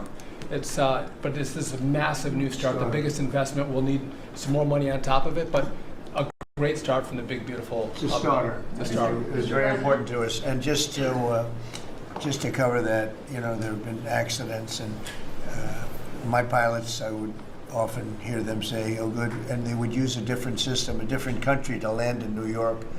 They'd use the radar and other things from a different country. I said, "What's that?" He says, "Oh, our system is so bad." And I knew that. We were all set to start, and Boot Edge came in, and what they did was so crazy because they hooked it copper into fiber, into steel, they had all different systems. They had hundreds and hundreds of contractors, different contractors for different airports. They spent billions of dollars, and they made the system worse because you can't hook copper into fiber. That doesn't work that way. You just can't do it. It's not doable, but they tried to do it. Didn't work out too well. And in the end, it was just a complete disaster. We want to have one great company. Now, Raytheon's going to bid, IBM's going to bid. We have 5 or 6 bidders that really are good and do this stuff. And we want one, because I know about overruns. I look at the railroad out in California, headed up by one of the worst governors in our country, who I used to get along with actually, but he's just, when you lose 25,000 houses and you would have had your cities burned down. If we didn't step in, Los Angeles would have been burned to the ground. But you look at that, and I said, I really know how to build. And you got to have one guy, one contractor, one great one, whether it's IBM or Raytheon is good, but you have 4 or 5 that are really, really great, and they're all bidding against each other. But you don't want to have one doing the wire and one doing the digging and one doing the demolition and then they're all saying they all blame each other because they're saying they were late and therefore you have to pay me millions of dollars more money. I know the system so well, and we're going to have a great company do the whole thing. We're going to get a fantastic price. Maybe we'll get them. They're very big and very strong, and maybe we'll get them to make a contribution toward getting it done at the right price. But we're going to have a great system. When we finish, we will have the best system on earth, done by one of the 2 or 3 best companies. There are only a few companies can do this. This is not. But if you would have seen what this other group did, they were going crazy.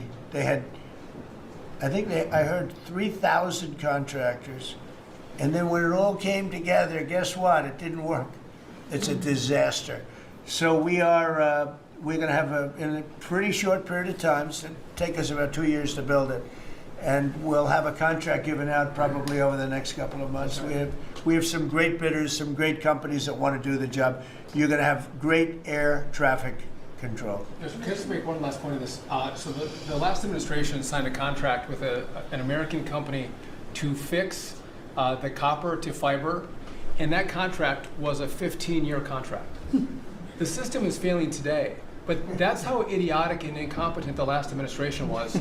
And under your leadership, we're saying, listen, we don't have time. We don't have 15 years. We don't have 5 years. We have to do it right now. And so the president always talks about on time and on budget. We have embraced that. We are going to be on time and on budget. And by the way, you mentioned a train out in California. Stay tuned for probably give us 5 days and you'll have an answer on what's going to happen with the $4 billion that we potentially have invested on a train that's going to go nowhere. It's going to be $120 billion that'll never connect San Francisco to LA. Again, the last administration wasted so much money on projects that never work. If you're going to have high-speed rail, you're going to invest billions, we should actually have high-speed rail in America, not boondoggles that fund political friends and allies and family They have members. from San Francisco, inside of San Francisco to inside of Los Angeles. Should have never been built because airplanes do it better. And you could drive it. You could drive it. No problem with driving it. The roads aren't even crowded. So they were going to do this. Somebody's idea. Somebody got paid off a lot of money and they started it. It was going to cost a very small amount of money. And it ended up costing literally hundreds of times what the original. And now what they did is they said, well, going into the city is too big a deal. So we'll leave it 25 miles short of the city. So now they're leaving it. They're not going to finish it, really. It's not the same project. So now they're leaving it outside of San Francisco and outside, short of each. They just want to get it done. And I've never seen cost overruns. You know, if you have a cost overrun of 10%, you should be ashamed of yourself. 20%, you should not do any more jobs. This is a cost overrun of 2,000%, something like that. It's unlimited, and it's not finished. And maybe it will never get finished. And I told Sean, look at it from every standpoint, but we don't want to, you know, we have federal money going into that, and it's like throwing it out the window. So whatever you can do to stop it. $15 billion and not one track has been laid. $15 billion and we're 16 years into the project, not one track. Mr. President, Mr. President, on New York, you're the most prominent Republican in the country from the city. What do you want to anywhere else? I don't want to be a wise guy. Perhaps I can. Maybe Marco. How do you want Republican voters in the city to vote in the upcoming mayoral election? Should they vote for Eric Adams? Should they vote for Sliwa? Should they pick someone else? Look, number one, you have a communist running, and you shouldn't vote for him. He's a disaster. He's leading. He's got the Democrat nomination because that shows you where the Democrats have gone. He actually wants to take over the grocery stores of John Catsimatidis, who's a great guy, a rich guy, grocer, does a good job, wants to take over. He actually called me the other day. He's concerned his stores are going to be taken from him, and they won't be run like John runs them. Believe me, he runs a good operation. But he actually said he wants to run his own grocery stores. No, this is a man who's not very capable, in my opinion, other than he's got a good line of bullshit, and he's convinced them to go with him. Now, as you know, Cuomo, who does have capability, is running, but he got knocked out, and now they're running as, you have Eric Adams, the current mayor, you have Cuomo, and you have Curtis Sliwa. And Curtis runs every 4 years. He seems to be a fixture on the running scale. But you know, it's I'm not getting involved. But I can tell you this: I used to say we will not ever be a socialist country, right? Well, I'll say it again: we're not going to have. if a communist gets elected to run New York, it can never be the same, but we have tremendous power at the White House to run places when we have to. We could run D.C. I mean, we're looking at D.C. We don't want crime in D.C. We want the city to run well. Susie Wiles is working very closely with the mayor, and they're doing all right. I mean, in the sense that we would run it so good, it would be run so proper, we'd get the best person to run it. The crime would be down to a minimal, would be much less. And, you know, we're thinking about doing it, to be honest with you. We want a capital that's run flawlessly, and it wouldn't be hard for us to do it. And we've had a good relationship with the mayor, and we're testing it to see if it works. But New York City will run properly. We're going to bring New York back. I love New York. You know, I loved New York for a long time. Then we had a bunch of crooked people in there. You have an attorney general who's a total stone cold crook. New York State, Letitia James, a total crook. All they do is want to go after political opponents. They do what's ever expeditious for them. She's the one that took out Cuomo because she wanted to run for governor, and then she ended up getting 1% of the vote. She polled at 1%. She dropped out, went back to attorney general. You have a lot of crooked things going on in New York. We're going to straighten out New York. Maybe we're going to have to straighten it out from Washington. But when I see a communist who has actually gotten a Democrat, pretty much gotten the Democrat nomination, they also went to that new form of voting, which is a beauty. You go in there in third place, you come out in first. That's that form of voting that they have gone to. You know what I'm talking about. It's not too good. We're going to do something for New York. I can't tell you what yet, but we're going to make New York great again also. We're going to make it great again with the country. What we've done in this country in the last 6 months, nobody has ever seen it.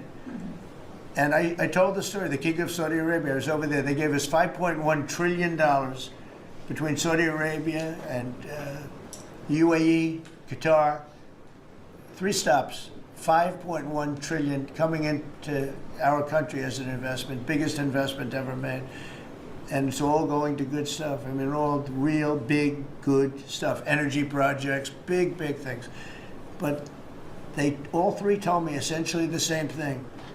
We thought your country was dead, and now you've got the hottest country in the world. We're right now riding the hottest country. And you can all be proud of it. We're in the hottest country. This is the hottest country in the world. There's nobody close. Made hotter by some great pilots and great machines that nobody else has. Those great, big, beautiful machines, they rode those machines right into the toughest territory. And nobody knew what the hell happened. And then they hit their targets perfectly, and it was complete and total obliteration. And that's why that war ended, Steve. They told me that's why the war ended. The war ended when they saw that, it was over. And we're very proud of it. But we have the hottest country in the world right now, from a country that was close to dead. And if I didn't win, if you would have had the other person win, we all know who she is. Whether it was she or Biden, they're the same. He may have been more competent than her, and that's hard to believe, right? But if you had that ideology in, I don't believe you would have had a country anymore. I think you would have had a country that was broken up. But we had a dead country. Now we have the hottest country in the world, and everybody knows it, and everybody said it. Mr. Vice President, do you have anything to say? Well, thank you, Mr. President. I just want to say that I'm very proud of the whole team.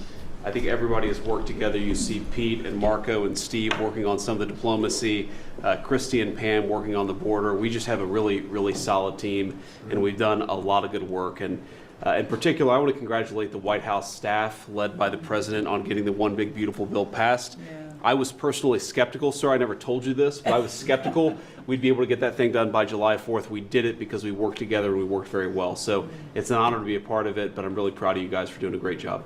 The beautiful thing about it, it had something for everyone. That's right. Most people said it had to be broken into 7 bills. It's so big. The problem was that some of those 7 have nothing for anyone, but they had to be done for the country. You know, sometimes you have to do things for the country that aren't necessarily popular. We had a couple of them, and that wouldn't have worked. So the One Big Beautiful Bill, many people said it could never be approved. Too big, too everything. There's too much. but it had something very big and very important for everyone, and it's great for the country. And remember, the Democrats have come up with a false narrative, just whatever. It's just a line that they send to everybody and that they print. I think in the case of this, it's death, death.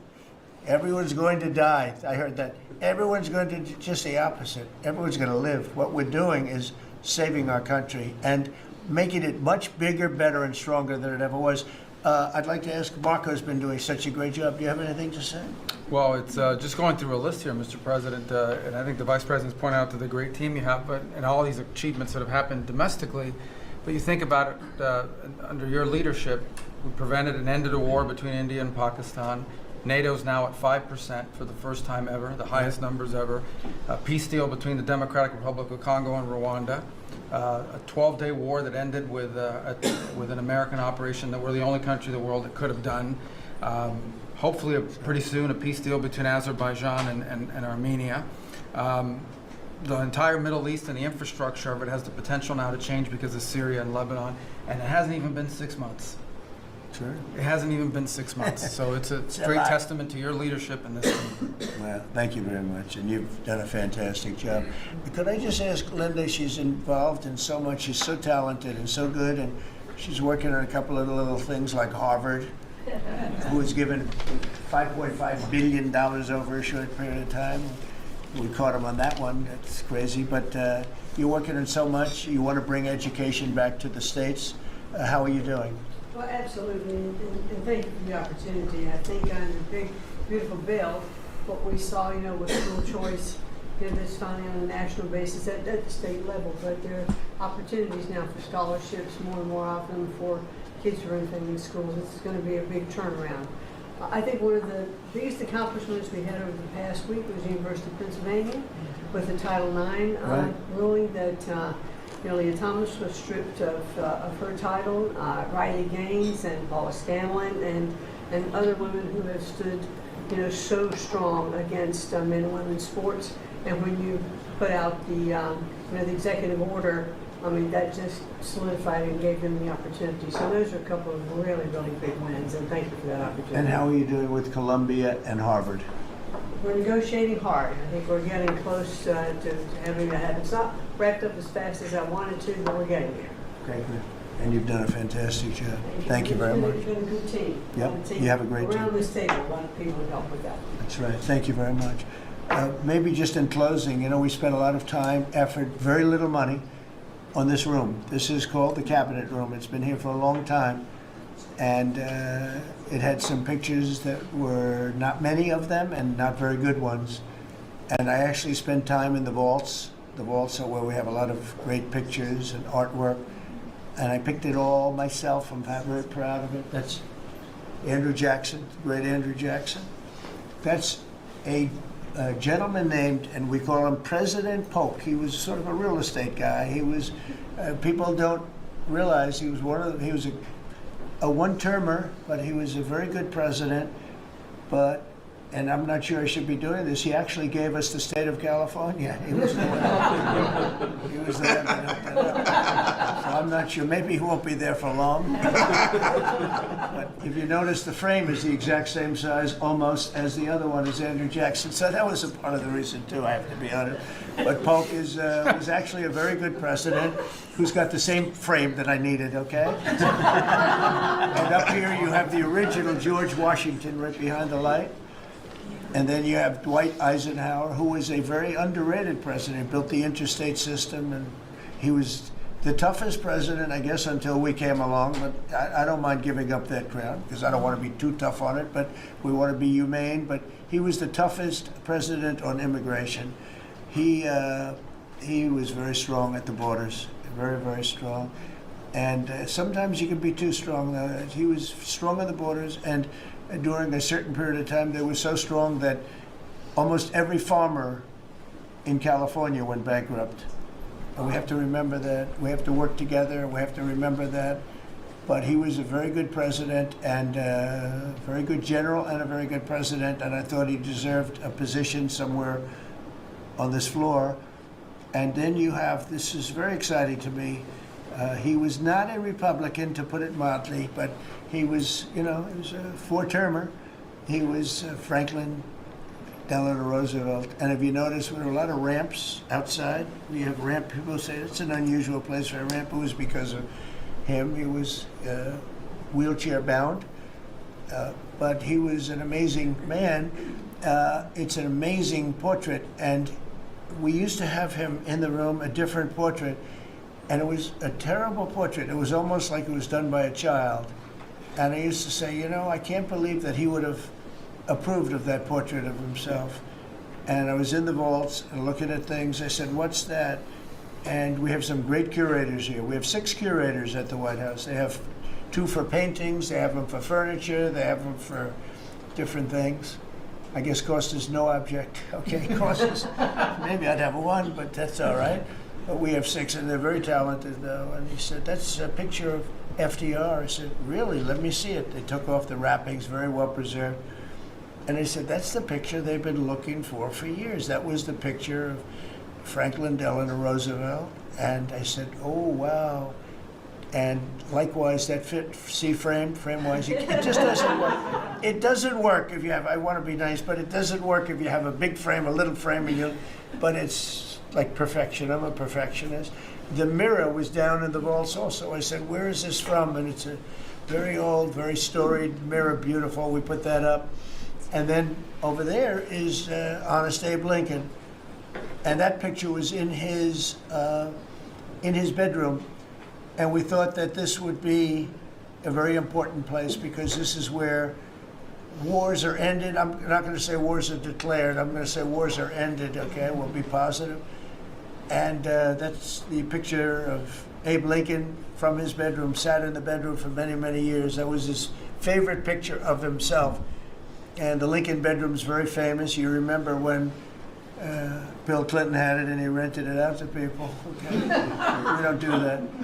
But it's an incredible room. And we took that picture from his bedroom. That's Abe Lincoln. And then over here you have John Adams, and it's they were the first occupants of the White House, 1800. And John Quincy Adams, Mrs. Adams, they were the first occupants. So we have them looking at each other, and in between their stare is Abraham Lincoln trying to make peace. And that picture was in a room that I have that was not important, like the cabinet. I gave it up. I said, I have to give it up because that's one of the greatest pictures in the White House. The White House is tremendous art. And the Oval Office, when we're there, we'll go over that. That's really been something. Then we got the drapes, so we got the whole thing. We got new drapes. We got new, wasn't a big expense, very, very small. And we took some of the Chinaware and silverware and trophyware, they call it, from the vaults, and we had it cleaned up. Hadn't been shined up in 100 years. Some of this has sat in the vaults for over 100 years. Amazing.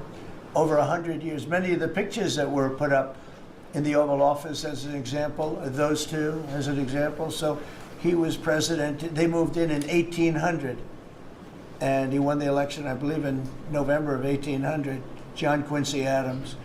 And we thought that would be, he was considered to be a good president, and he was the first occupant of the White House, so it sort of made sense. And I love the frame of those pictures. Look at those frames, you know? I'm a frame person. Sometimes I like frames more than I like the pictures. And we have the flags of the Marines, and Space Force now has its own flag. I'm very proud of Space Force, but the Army, Navy, Air Force, Marines, Space Force, the whole thing. And Coast Guard is right there. We never forget the Coast Guard. They do a great job.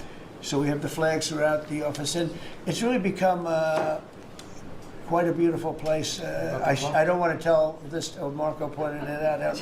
I was going to leave the clock. So as president, you have the power. If I go into the State Department or Department of Commerce or Treasury, if I see anything that I like, I'm allowed to take it. Do you believe this? So I'm in Marco's, I see this gorgeous clock, grandfather clock, and there it is. I said, Marco. He didn't know about it.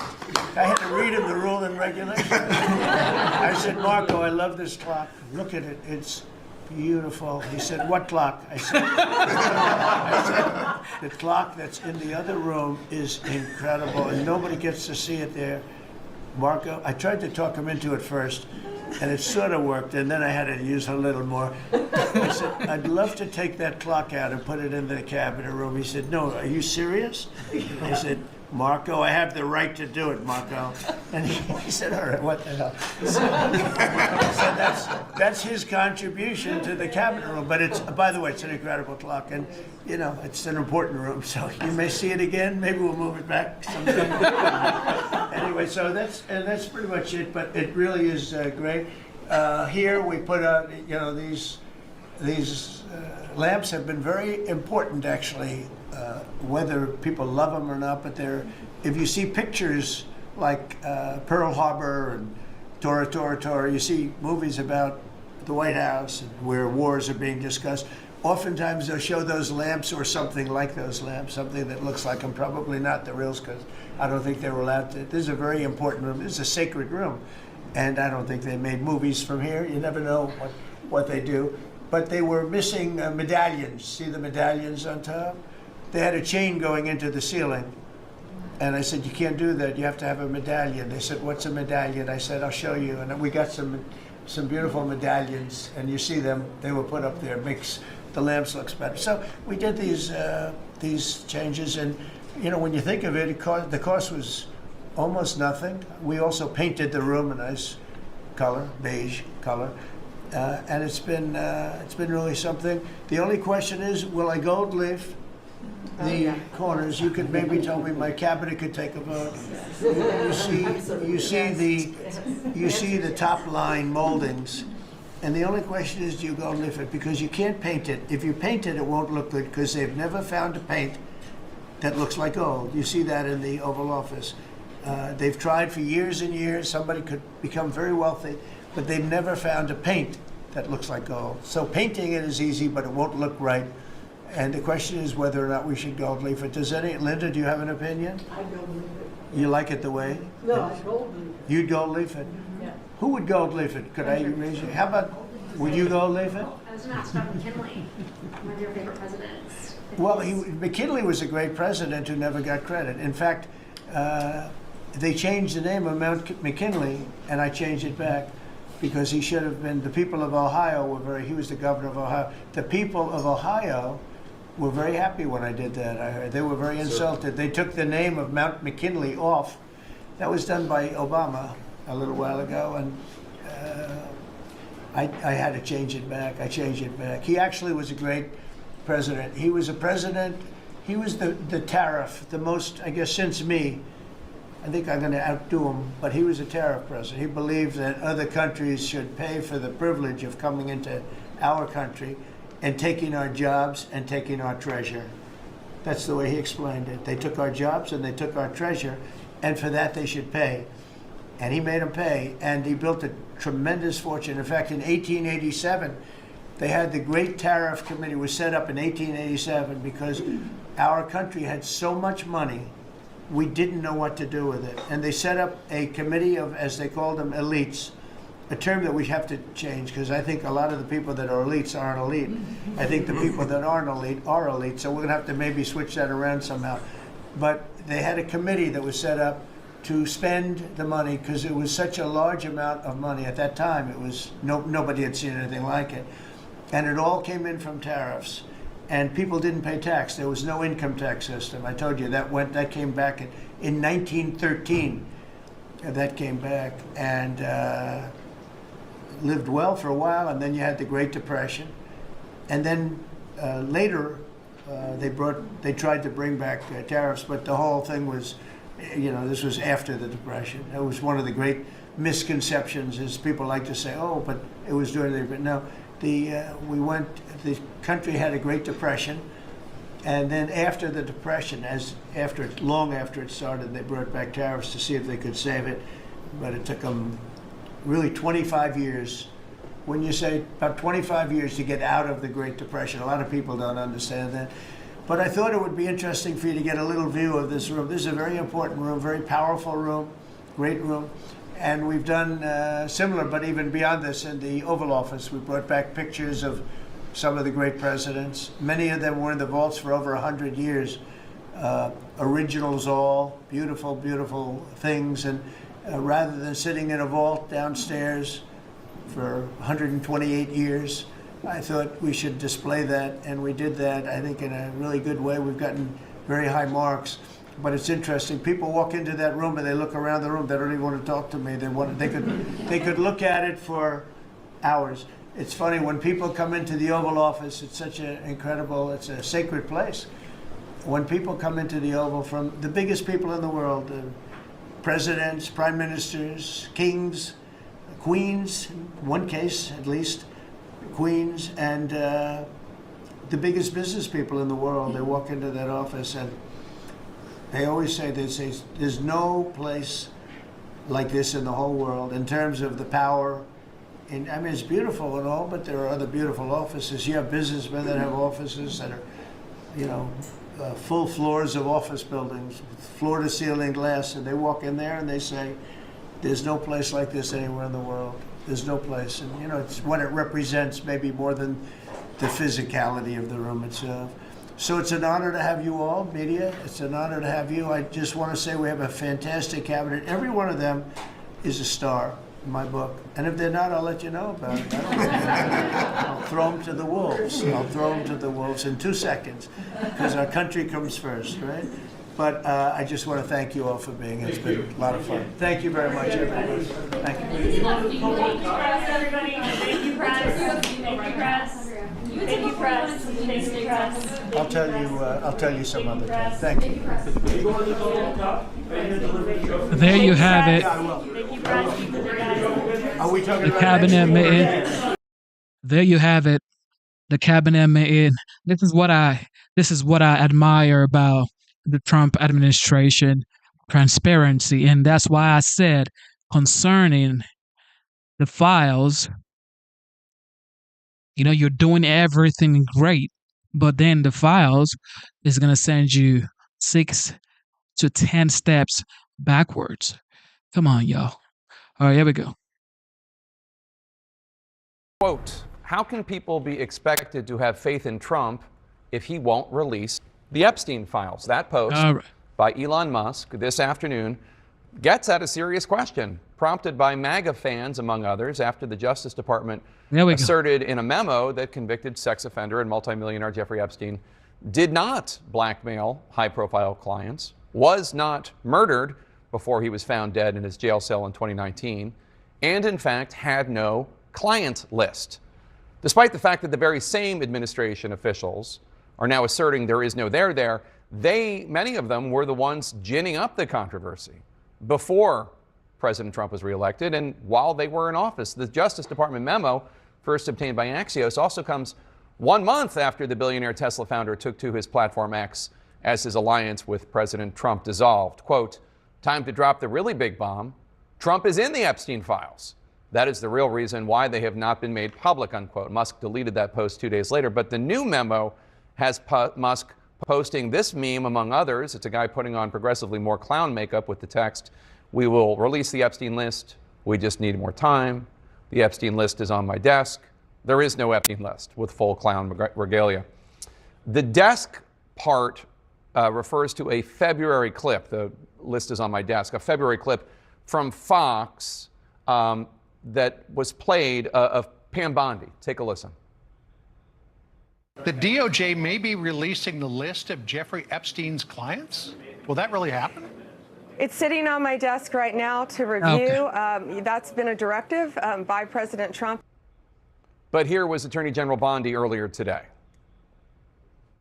I was asked a question about the client list, and my response was, it's sitting on my desk to be reviewed, meaning the file along with the JFK, MLK files as well. That's what I meant by that. Trump was asked about the memo today by a New York Post reporter, and he expressed indignation. Are you still talking about Jeffrey Epstein? This guy's been talked about for years. You're asking, we have Texas, we have this, we have all of the things. And are people still talking about this guy, this creep? That is unbelievable. Mr. President, the reason people are talking about this guy is because people serving in the highest levels of your administration have been talking about this guy for years and talking about how the Epstein list needs to be released. Here's then Republican vice presidential nominee J.D. Vance in October 2024. Everybody in politics has a vice that's much worse than alcoholism, is the way that I put it. But we release the list. Seriously, we need to release the Epstein list. That is an important thing. Here's Kash Patel on a podcast just over a year before he became FBI director. Why is the FBI protecting the greatest pederast, the largest scale pederast in human history? Simple, because of who's on that list. Dan Bongino, a former Secret Service agent turned right-wing podcaster, is now the FBI deputy director. Here he is on his show in February. He was named deputy director just a few weeks later. I'm not ever going to let this story go because of what I heard from a source about Bill Clinton on a plane with Jeffrey Epstein. I'm not letting it go, ever. Ever. Bill Clinton's spokesperson released a statement in 2019 saying that the former president, quote, knows nothing about the terrible crimes. We should note the presence of one's name in the files does not mean they were involved in any way in sex trafficking or having sex with any of Epstein's victims. Here's Alina Habba, now interim U.S. attorney for New Jersey. This is her in February. In this case, in Epstein's case, it is incredibly disturbing. We have flight logs, we have information, names that will come out. Is it going to be shocking? I don't see how it's not shocking. I'm shocked that none of that's been released. In February this year, attorney... Man, come on, y'all. You guys are playing with the midterms in 2026 and the presidential election in 2028. I'm telling y'all, look, Trump has done a lot of good for the American people. Like I said, from the big, beautiful bill, no tax on tips, no tax on overtime, school choice, closing the border, bringing back manufacturing jobs, no inflation, soliciting for low interest rate, no interest on cars that are made in the United States, ending wars between Israel and Iran, helping NATO increase their budget spending for security to up to 5%. He's done so many great things. He should not allow this to end everything he's done. General Bondi teased the imminent arrival of the Epstein files, and President Trump's eldest son, Don Jr., posted about the news, quote, LFG, an acronym for Let's Effing Go. A week later, the Trump administration invited a slew of conservative MAGA influencers to the White House, purporting to give them a first look at a batch of documents labeled the Epstein files, Phase 1, but none of it was a smoking gun. The vast majority of the information had already been made publicly available. CNN's Evan Perez reported in March that Attorney General Bondi directed FBI agents, in some cases, to drop their work on China and Iran and focus on redacting the files before their release. Remember, Trump made part of this his platform. Here he is during the 2024 campaign. Would you declassify the Epstein files? Yeah, I would. All right. I guess I would. I think that less so because, you don't know it. You don't want to affect people's lives if it's phony stuff in there because there's a lot of phony stuff with that whole world. So what's really going on here? I mean, what's really going on? Well, experts such as our friend Julie Brown from the Miami Herald, who's been covering Epstein for years, say that the notion of Epstein having an easy-to-access client list is likely a red herring. And that's what the Trump administration is relying on, that there likely isn't a list per se. But they are also now relying on the fact that because it's MAGA influencers who often put forward so many falsehoods, legacy news media won't push the point, that while there might not be a list, there are certainly files that can be released. There's a trove of information that the Trump administration is right now refusing to share. Information that could well point to the powerful folks who availed themselves of the sex trafficking victims of Jeffrey Epstein. If you go, for example, to the FBI vault online, you can see that there are 22 files containing thousands of pages. Most of them are heavily redacted. Now, sure, of course, redact the names and identifying characteristics of the victims. But why not make the victim and testimonies public? As Julie Brown points out, there's still so much we don't know from the investigations by U.S. attorneys in Miami and in New York, witness interviews in the U.S. Virgin Islands and New Mexico. Brown writes that there's still more evidence that hasn't been published, including, quote, Epstein kept video cameras in most of his residences, and Epstein's autopsy, nor the report of the investigation into his death, has been made public. So while there may not be an official client list to be released, as the administration is now saying, there's a lot of extra information that is not being made public, despite Trump's Justice Department basically now saying case closed. This isn't going to go away. And Pam Bondi went on television and said, I have a videotape of kids getting abused. I followed this case closely, and I know a lot of the people involved, as I've told you. Mm-hmm. I had no idea. I didn't know that. Really? Thousands of children got raped? Yeah. Who raped them? Where are the rapists? Like, why aren't they in jail? What? This is the Department of Justice. Yes. That is so crazy. This is honestly one of the craziest things I've ever seen in my entire life. And I just think it's very dangerous to play around with this stuff. Like, very dangerous. Well, I don't want a revolution, but if you wanted a revolution, this is how you would act. All right, Jamal, what do you think hearing that from Tucker? Well, first of all, Tucker is being dangerous by alluding to something like a revolution when we're talking about the MAGA people, because we know that MAGA forces have been willing to use violence in pursuit of their political aims. We saw it on January 6th. You know, Gretchen said something a second ago about is Trump covering for Pam Bondi. But the question also may be, is Pam Bondi covering for Trump? We just really don't know. Donald Trump has been very forceful. He's a great television performer. When the question of Epstein comes up, every time he dissembles, he attacks the reporter. Remember before, he'll release the UFO files, he'll release the JFK files. Will you release the Epstein files? Well, I don't know if we should, do that. Innocent people may get wrapped up in that. I just think something's going on here. We got to keep asking the questions until we find out what's really happening, and they should just release the files. I mean, right. I mean, that seems to be the point, Gretchen. At this point, and this is something that has been spun up, right, by some of the very people who are now saying, I mean, when Kash Patel and Dan Bongino came out recently and tried to downplay the Epstein files, they were eviscerated by the MAGA base, right? And now this is putting the whole thing on steroids.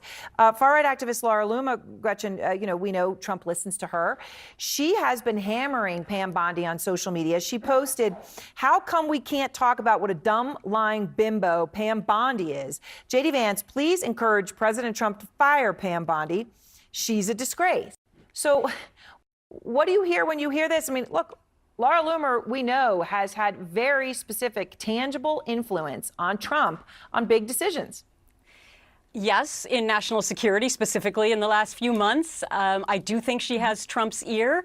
So, I guess we'll just have to wait and see. Trump seemed to be protecting Bondi today. But I think one other really important point is in this second administration, we have seen a lot of MAGA supporters of Trump come out and be totally against him on really big issues. And what I think is fascinating is that he can go after people who are in groups, like lawyers, like members of Congress. I'll primary you if you don't agree with me. But with these single influencers, he's not doing that. And I think that raises a huge question about whether or not he has the power to actually silence them. Right. And Jamal, I guess the whole question is there really no there? Or is the question, who is covering up for whom? That is the question. Listen, what is sobering is that Donald Trump, if this were normal times, Donald Trump, he's turned around on Ukraine, and there are people in MAGA who are upset about that. He was in this relationship with Elon Musk, who's now turned on him, who wants to start a party, and so that could maybe peel off people. Now we've got the Epstein files, or all these things that would normally take down a regular politician. Donald Trump seems to be able to survive these things. I mean, he's such a political force, it doesn't really matter. But what does happen is the people around him are the ones who catch the brick. And so the question for Pam Bondi is this going to limit her ability to either be an effective attorney general or to even keep her job as a... All right. Shout out to the GOAT, Dr. Luke. It says, love more and complain less, and God will teach your heart fullness. Be blessed because God is. Shout out to Dr. Luke, the GOAT. Yes, God bless you. Thank you for the super chat. Like I said, personally, does the list affect the American economy? Nope. Does the list affect the border? Nope. Does the list affect foreign policy? In my opinion, no. Does the list affect the fact that NATO has increased their security budget to 5%? Nope. Does the list affect no tax on tips, no tax on overtime? You know, all of these things Trump has done? No. I don't think the list affected. However, everybody knows that this administration has, pride itself on transparency, and everybody knows that Trump has actually been transparent because he's been traveling with the press, on Air Force One, in the Oval Office, in the South Lawn, like is been talking to the press every single time. So to me, he's very transparent. However, you cannot just say you have piles of information on your desk and all of a sudden there's no tangible thing to show for it. Look, I think that's not good for the Republican Party. It's just the facts. It's not good for the Republican Party. And this will only help the American Party, which is the Elon Musk Party. Now, personally, like I just said, the Epstein list is not going to affect you in your home with your bills, with your wages, with you trying to make sure you get a good life. It's not going to affect you personally. It's not. It's just not. But for the sake of transparency and for the sake of the campaign and how everybody was saying that, from Kash Patel to Pam Bundy to Don Bongino saying, well, the files are going to be released. We have informations that we have to, look through and actually see what we will release to the public. I mean, you released nothing and you think people are just going to, say, okay, look, we let it slide. It's not going to slide. And this may have just caused the Republican Party 2026 midterms. I'm telling you guys, this may have just caused the Republican Party 2026 midterms. And like I said, the Epstein list doesn't affect the border, the economy, the inflation, all of these things, pricing. It's not. Look, to me, the Epstein list is not important personally in my day-to-day life.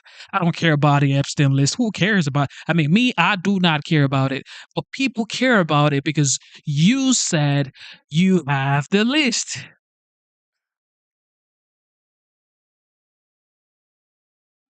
Nobody asked you if you had a list. You came out and said you had a list. Okay. Everybody would have just gone on with their lives. But then you came on TV day after day saying you have the list. And it's like, come on, yo. Come on. Well, this may have just been the birth of the American Party. I'm sorry to say.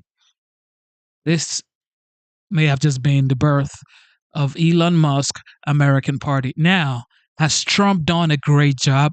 Absolutely. He's done great job. Look at what he did with Israel and Iran. Look at what he did with school choice. No tax on tips, no tax on overtime.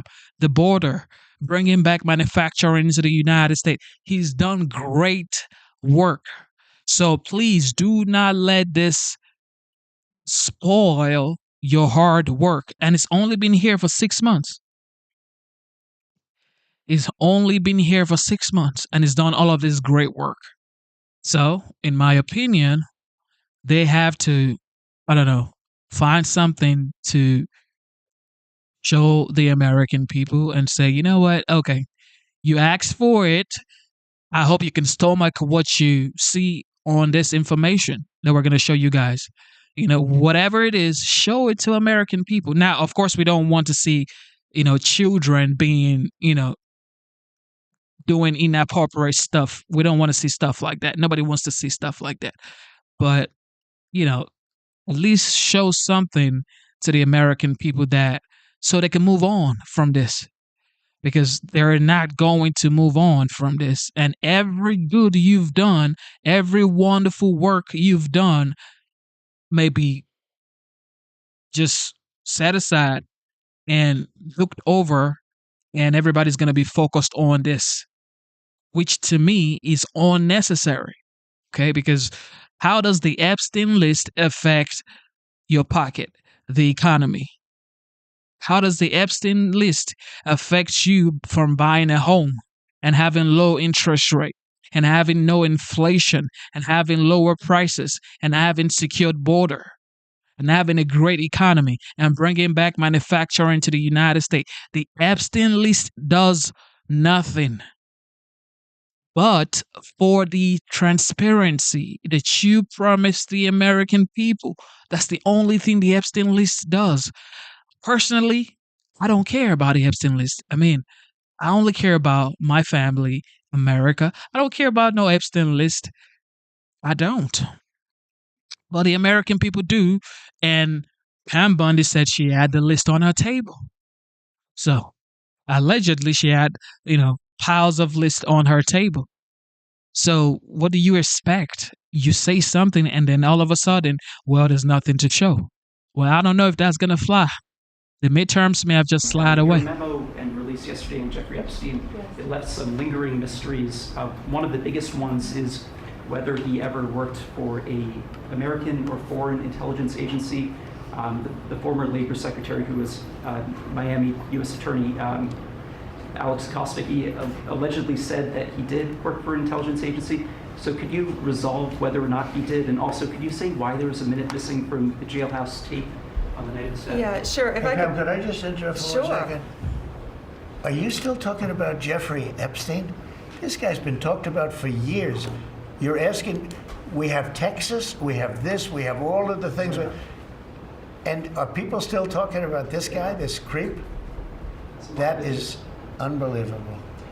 Do you want to waste the time, and do you feel like answering? I don't mind answering. I mean, I can't believe you're asking a question on Epstein at a time like this, where we're having some of the greatest success and also tragedy with what happened in Texas. It just seems like a desecration, but you go ahead. Sure. First, to back up on that, in February, I did an interview on Fox, and it's been getting a lot of attention because I was asked a question about the client list, and my response was, it's sitting on my desk to be reviewed, meaning the file along with. Personally, like I said, the Epstein list doesn't affect what truly matters. However, in my opinion, the commander-in-chief, I felt like he had the responsibility in his heart to respond to what that question incited, but I don't think he needed to, because the Epstein list is a big deal to Americans. So if you're saying, are people still talking about the Epstein list? I'm sorry, sir. They are. They are still talking about the Epstein list. It is just what it is. Okay? It is just what it is.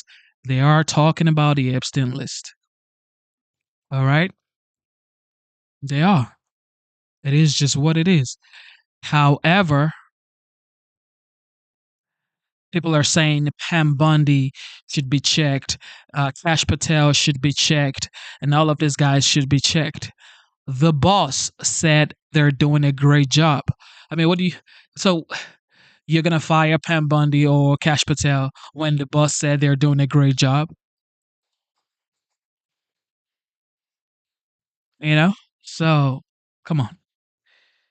Look, this is just not good for the base. So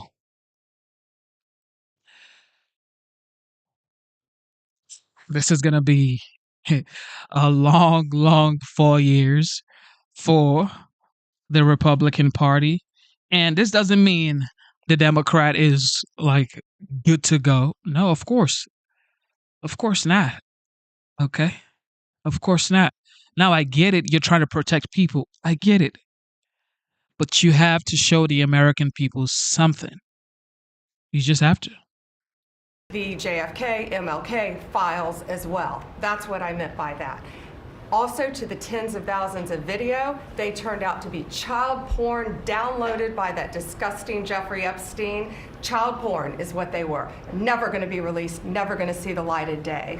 To him being... Nobody wants to see nobody wants to see children nobody wants to see all of that stuff. Keep that to yourself and, the institution or whatever. Nobody cares about children doing stuff like that. But who are the people involved in these cases? But it's sad to know and see that we have just forgotten about Texas and how over 100 people lost their lives.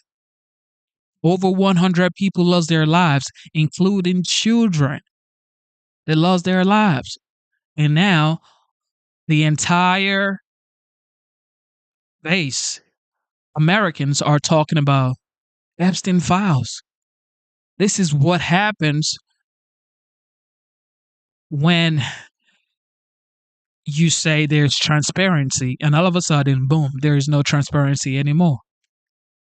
We should not be concerned about the Epstein list because, as far as I'm concerned, Kash Patel, Pam Bundy, and the rest of that clique should have done what they were supposed to do and show the American people something that would just, let this calm down and everybody's just going ahead to do their business.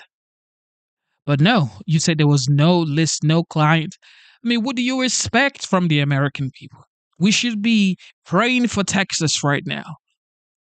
That's what we should be doing right now. We should be focused on what truly matters, because to me, Epstein files does not matter. Who cares about Epstein files? But you've made it a topic for people to care about by downplaying it, by saying there's no list, by saying, you know what, don't worry about it. We've checked and everything is good. Now you are making it bigger than what it's supposed to be. An agent, I have no knowledge about that. We can get back to you on that. And the minute missing from the video, we released the video showing definitively the video was not conclusive, but the evidence prior to it was showing he committed suicide. And what was on that, there was a minute that was off the counter.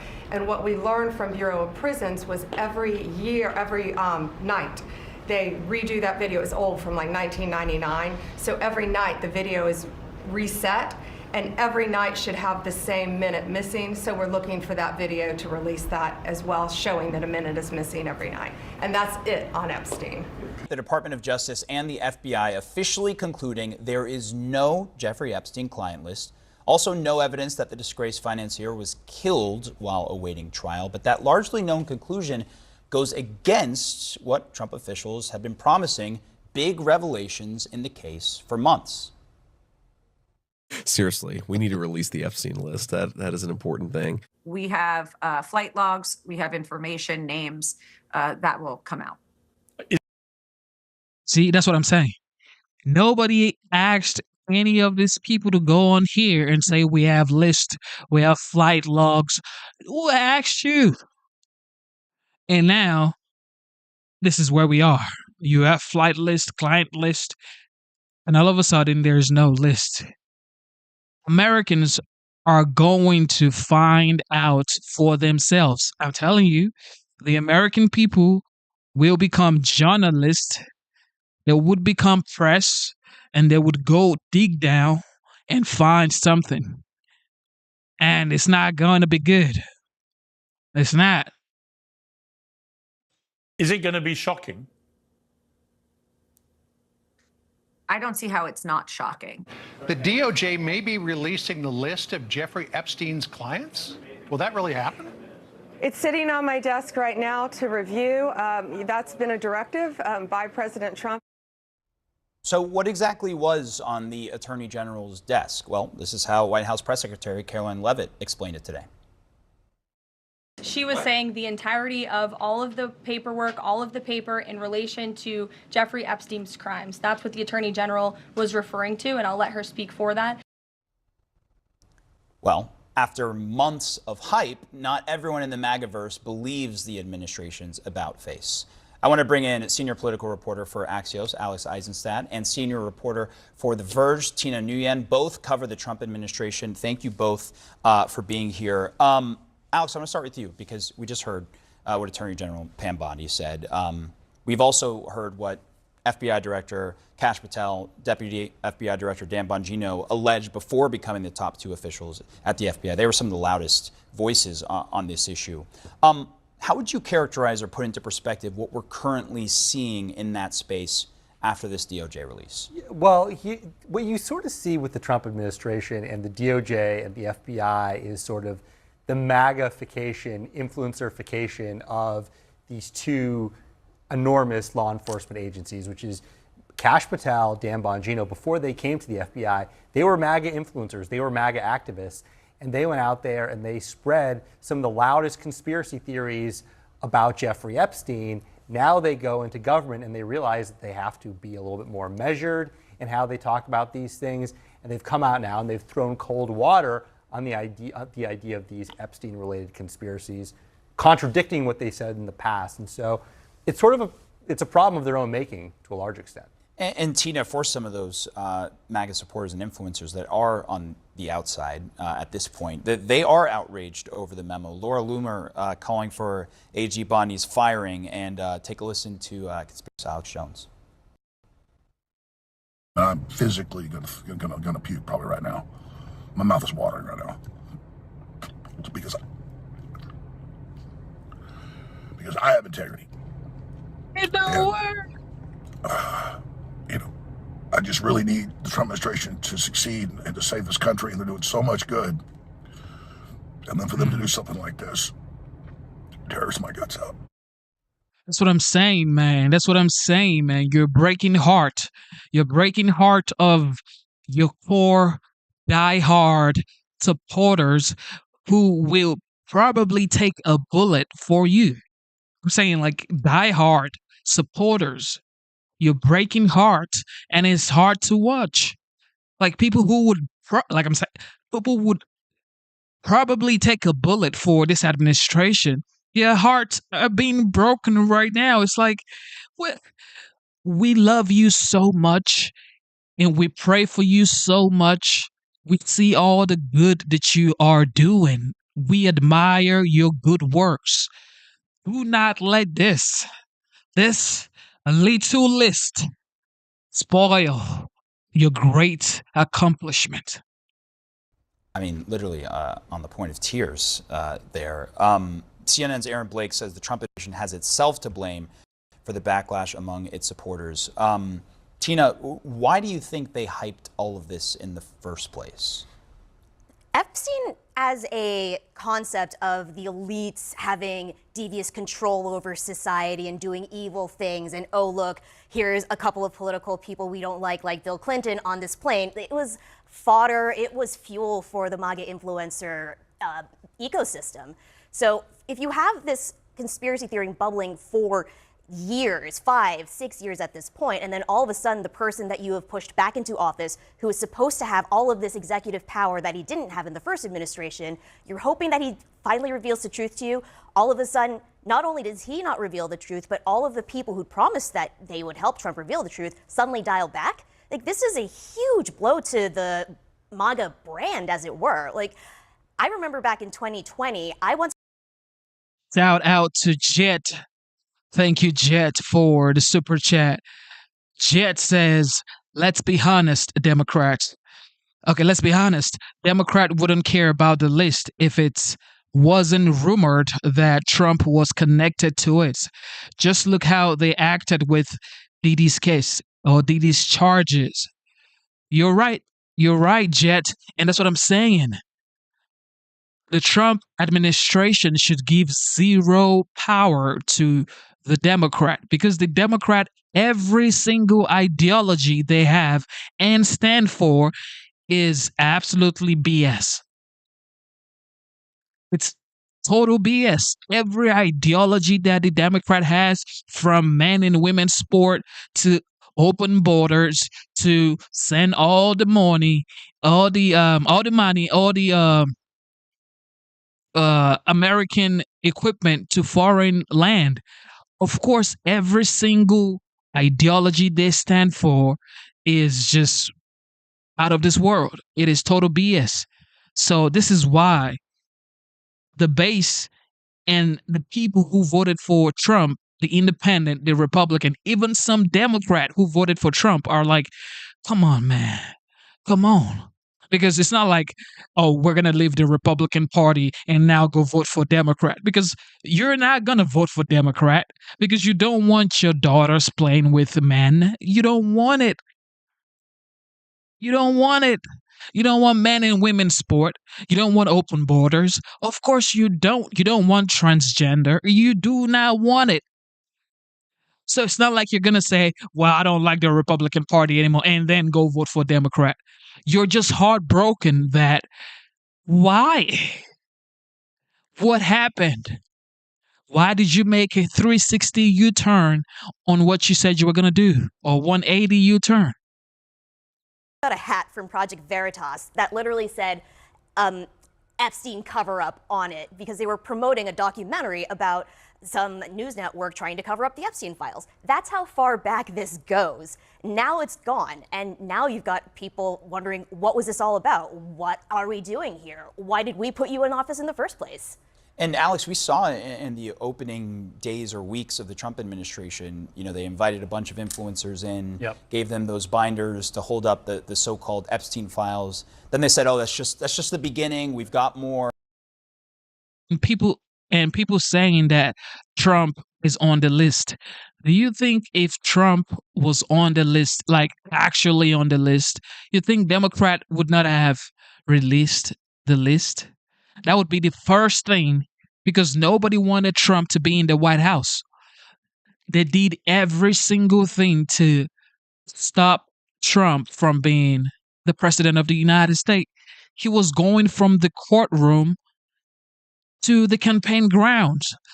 They raided his home. They even tried to end his life. So personally, I do not think he's on the Epstein files, because if he was, there's just no way that list would not be out by now. Before Trump became the president of the United States, they would have showed the world, look at the person you wanted to vote for. You can't vote for someone on the Epstein list. That would have been the end of Trump. So for them not to do it, I don't think Trump is on the list. However, I do think that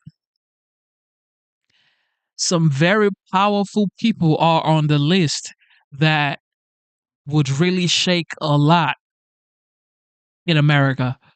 And, you know, it's just, some things are better left unsaid. Okay. And even this conclusion, it's not really a surprise that we got from the DOJ here. This is really what we already knew. Right. Those in law enforcement had known for a long time that there wasn't much there.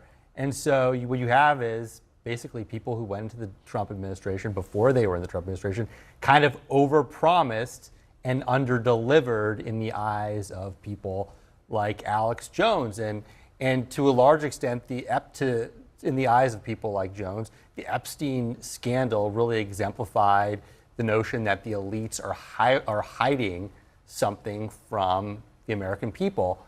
And this was a major disappointment for them. Yeah. And that's what I said. I said the exact same thing concerning the list. Well, critics say the list doesn't affect the economy. The list doesn't affect the border. The list doesn't affect foreign policy. The list doesn't affect inflation.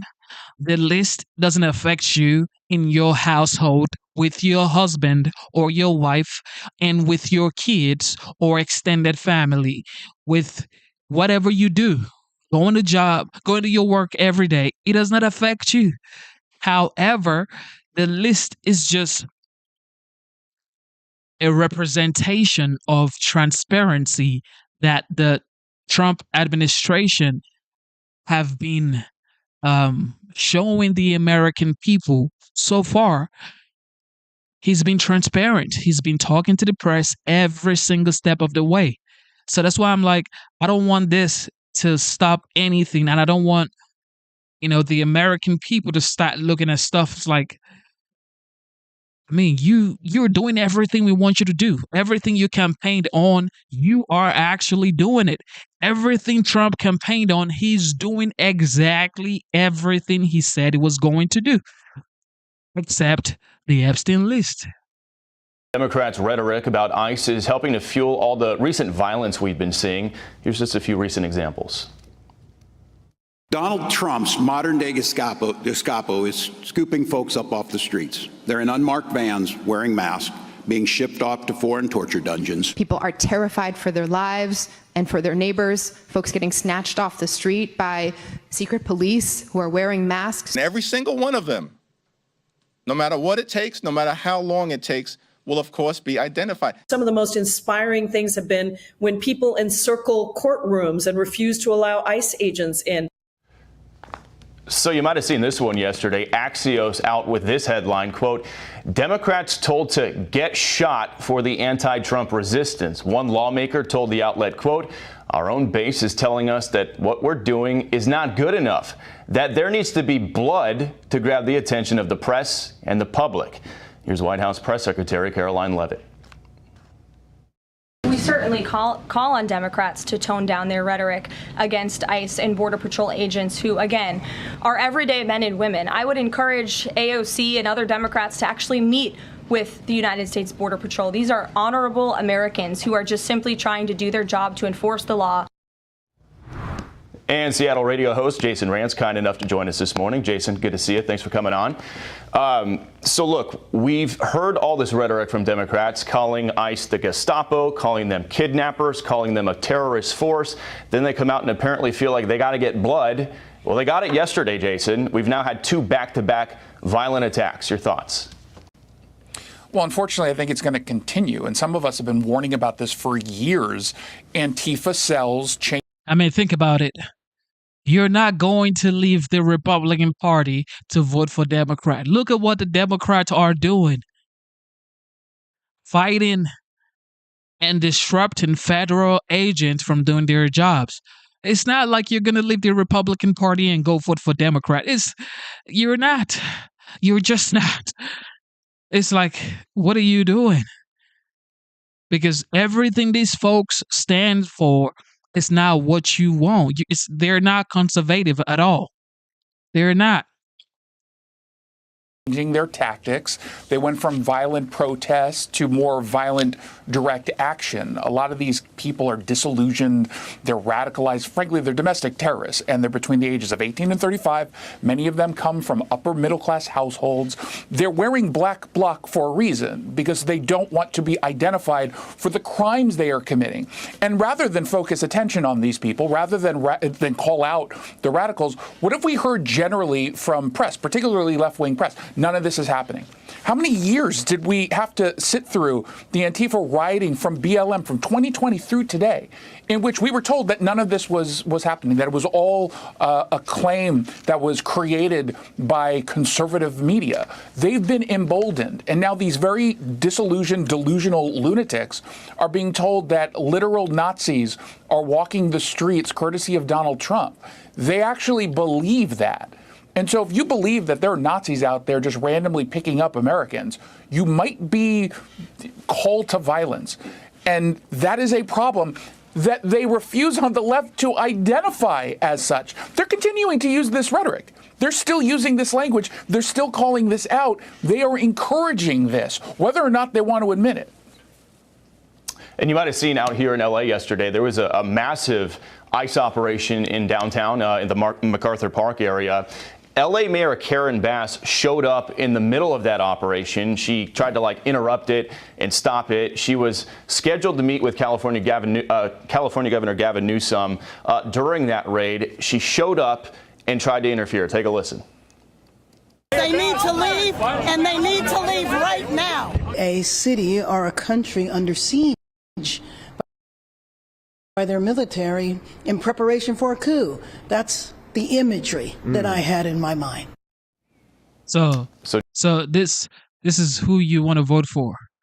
People who are saying to federal agents, you need to leave now. Why? Why are you asking federal agents to leave? You're telling federal agents don't do your jobs. What is that? What is that? So, let's look. The Democrat, they have huge problems that is like it's almost unsolvable. Okay, it's like you can't solve their issues. These guys, you cannot solve their issues. It's like unsolvable math problems. It's just there. And they double down on it every single time. So, nope. Jason, while she was down there, she was on the phone with a Border Patrol official who organized that operation. I interviewed that Border Patrol official a short time after that exchange, asked him what is his message for Mayor Bass. Here's what he said. The federal government is not leaving LA. I don't work for Karen Bass. The federal government doesn't work for Karen Bass. We're going to be here till that mission's accomplished, as I said, and better get used to us now because this is going to be normal very soon. Jason, he's basically telling Mayor Bass, get lost. Yeah, that's exactly what the message should be. Karen Bass is not a hero, even though she wants to play one on TV. This is a lunatic member of the progressive base that is creating the division. And at the end of this, if anyone's upset about any action by ICE, you have Democrats and Joe Biden to blame. Had they not had the border open for as long as they did, this would not have been necessary. They created this, and they don't want to acknowledge it. All right, Jason Rand's got to leave it there. Thanks for coming on this morning. Thanks. And thank you, as always, for your insights. We will see where this goes next. I'm Steve Doocy. I'm Brian Kill. Yeah, man. Everybody has their own opinion. That is my opinion concerning the Epstein situation. I think that is the only thing that the Trump administration has to figure out. They just have to figure it out. They definitely have to figure it out because they've done so much good. They've done so much good. They should not allow this destroy, the trust, because it's all about trust. The American people have to trust the people in power. Like, it just has to be. But if they don't trust you, or they're losing trust, or you make them lose trust because of something that's, in my opinion, small, or it may not be small, it may just be what I'm thinking, but it's not. Look, it's crazy. This Epstein situation is crazy. And they're just giving Elon Musk and the American Party more power.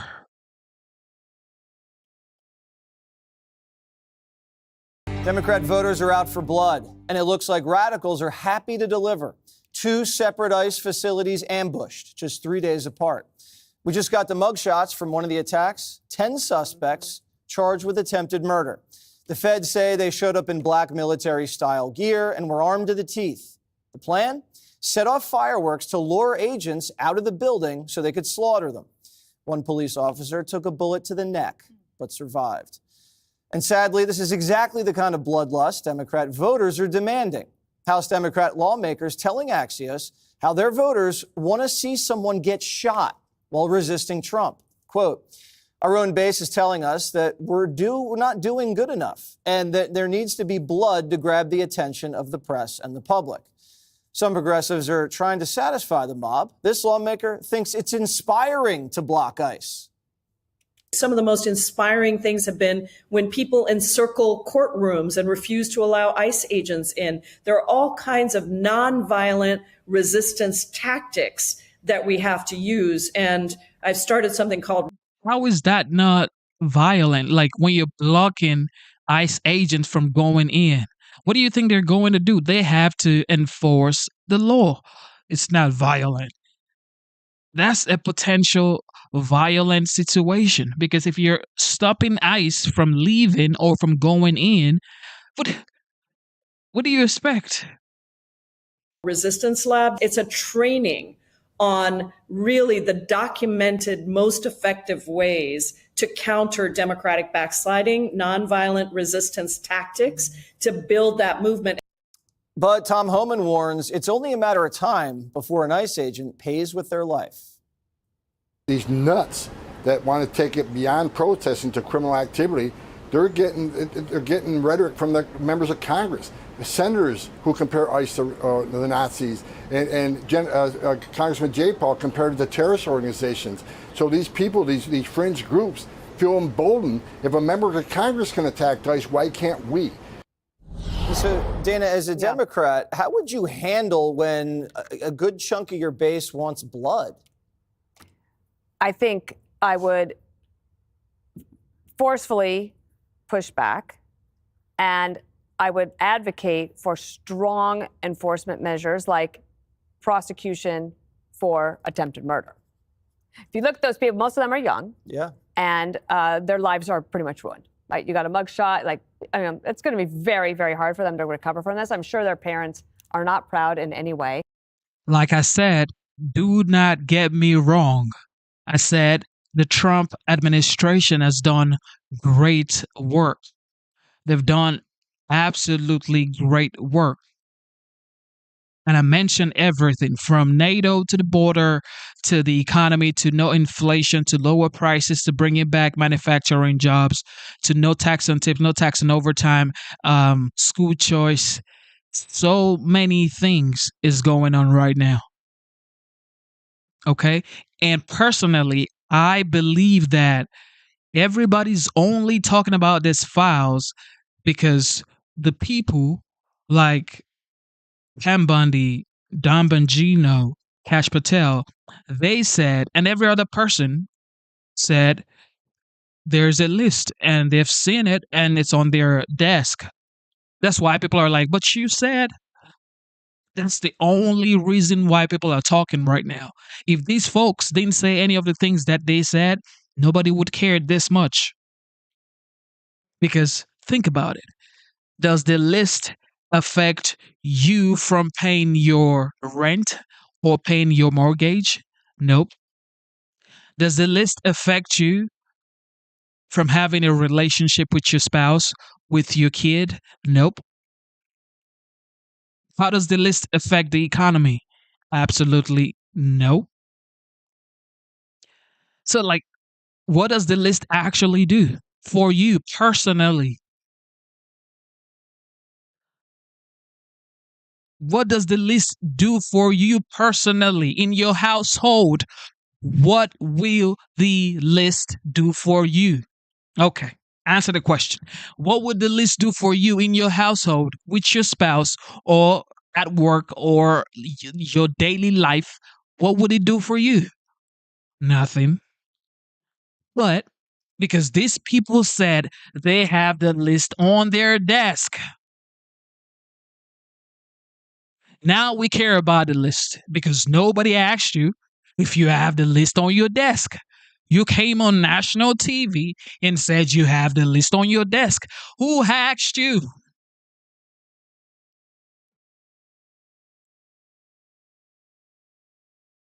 So, if the list is not going to affect you in your household, with your kids, with your wife, at work, or paying your rent, or paying down your credit card debt, or paying your car loan, or paying your insurance, why are we going to kill ourselves for the list? Now, did they say they have the list on their desk? Absolutely. So, will this diminish trust? Absolutely. Will this create the notion that the Trump administration is not being transparent? Absolutely. But the list does not affect the economy. The list does not affect foreign policy. The list does not affect you personally. It does not. However, the list will not go away. The American people will keep talking about it because these people said they have it on their desk. That is my opinion. And I mean, I've been clear. That's where I stand because the list does not affect me personally. With my daughter, does not. With my household, financially, it does not. With my mental health, it does not. With my physical well-being, it does not. It just does not. But the transparency for the American people by the Trump administration may be at stake right now. And you think about how they must have gotten lured in. I was just talking to Greg because I was trying to remember. Years ago, Rosie O'Donnell encouraged Reality Winter to break the law, right? Or and encouraged, like when she leaked all those documents, they developed this bond of support. Like, well, what happened to Reality Winter? Right? Who had to pay the legal bills? When you're in a position of responsibility, and you're advising younger people who might be ignorant of the situation, or maybe they have no morals or no character, then that's on you. And if you don't want to be tagged with them, then that's, again, on you. I said something this morning, and I like to repeat because everybody's saying, well, the victims, yes, they are victims. And that's why I'm saying that you are going to lose transparency from the American people. However, everybody's saying the victims. What about the victims of the flooding that just happened 2 days ago in Texas? They had over 20 children dead. They have over 100 people dead and gone. What about those people? Now, does that mean that the Epstein list is not important? Of course it is. It is. But that list does not affect you in your household. When I was thinking about this with these people, what they want is political suicide by cop. Mm-hmm. They want to be shot so that they can get attention. Well, President Trump was actually shot, and it wasn't for a political stunt. And we're coming up on that anniversary, and I think that the left has a real problem with political violence, and these folks are going to hopefully be prosecuted to the fullest extent of the law because they didn't commit this crime in Philly or New York or Los Angeles where it might get blown over. They're going to be prosecuted in Texas, and that will be different.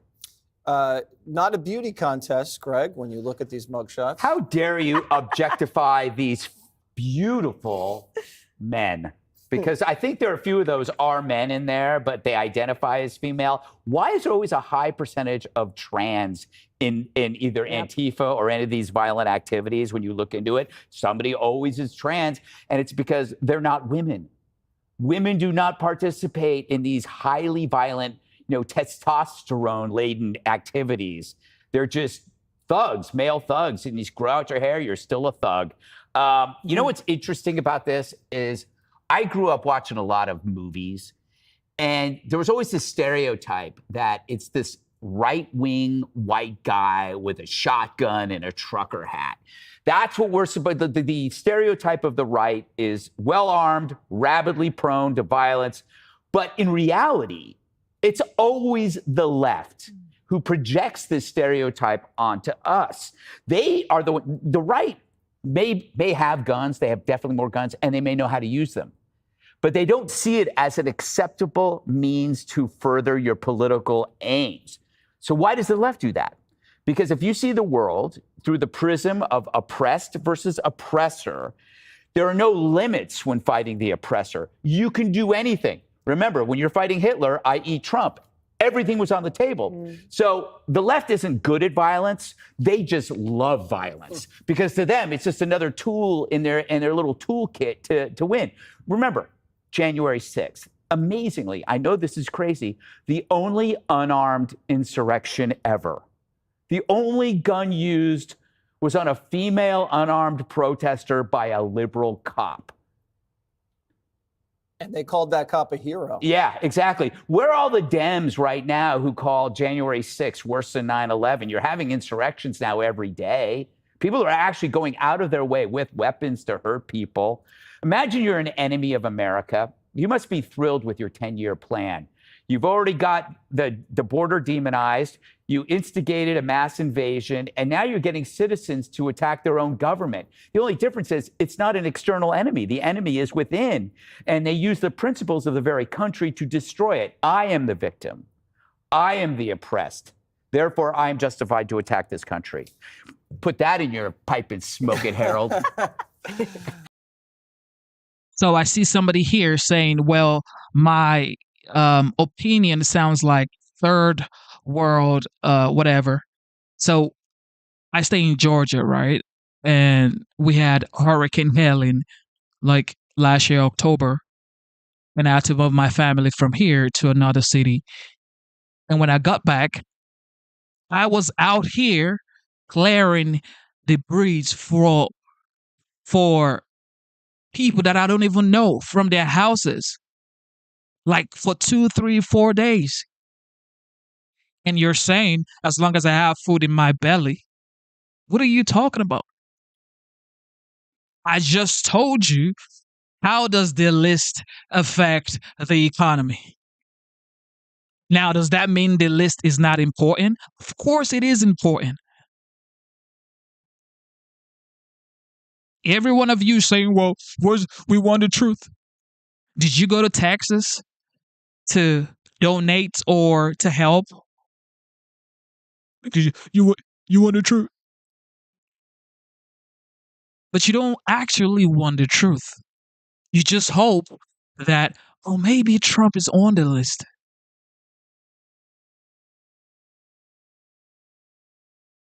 This is what you hope for. Maybe Trump is on the list. But if Trump was on the list, don't you think that the Democrat would have actually released the list?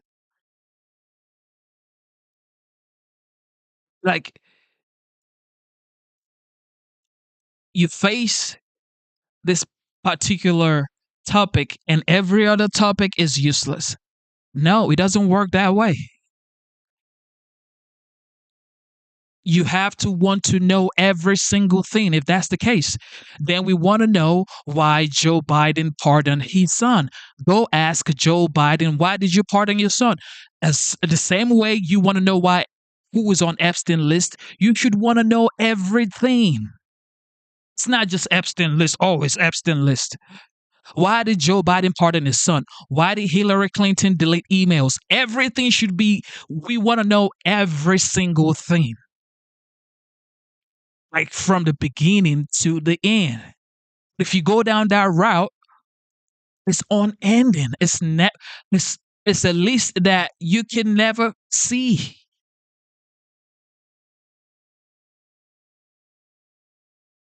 It's way too much. Some people would say conspiracy theory. It's like so many things you would question and say, what about that? What about that? What about this? What about this?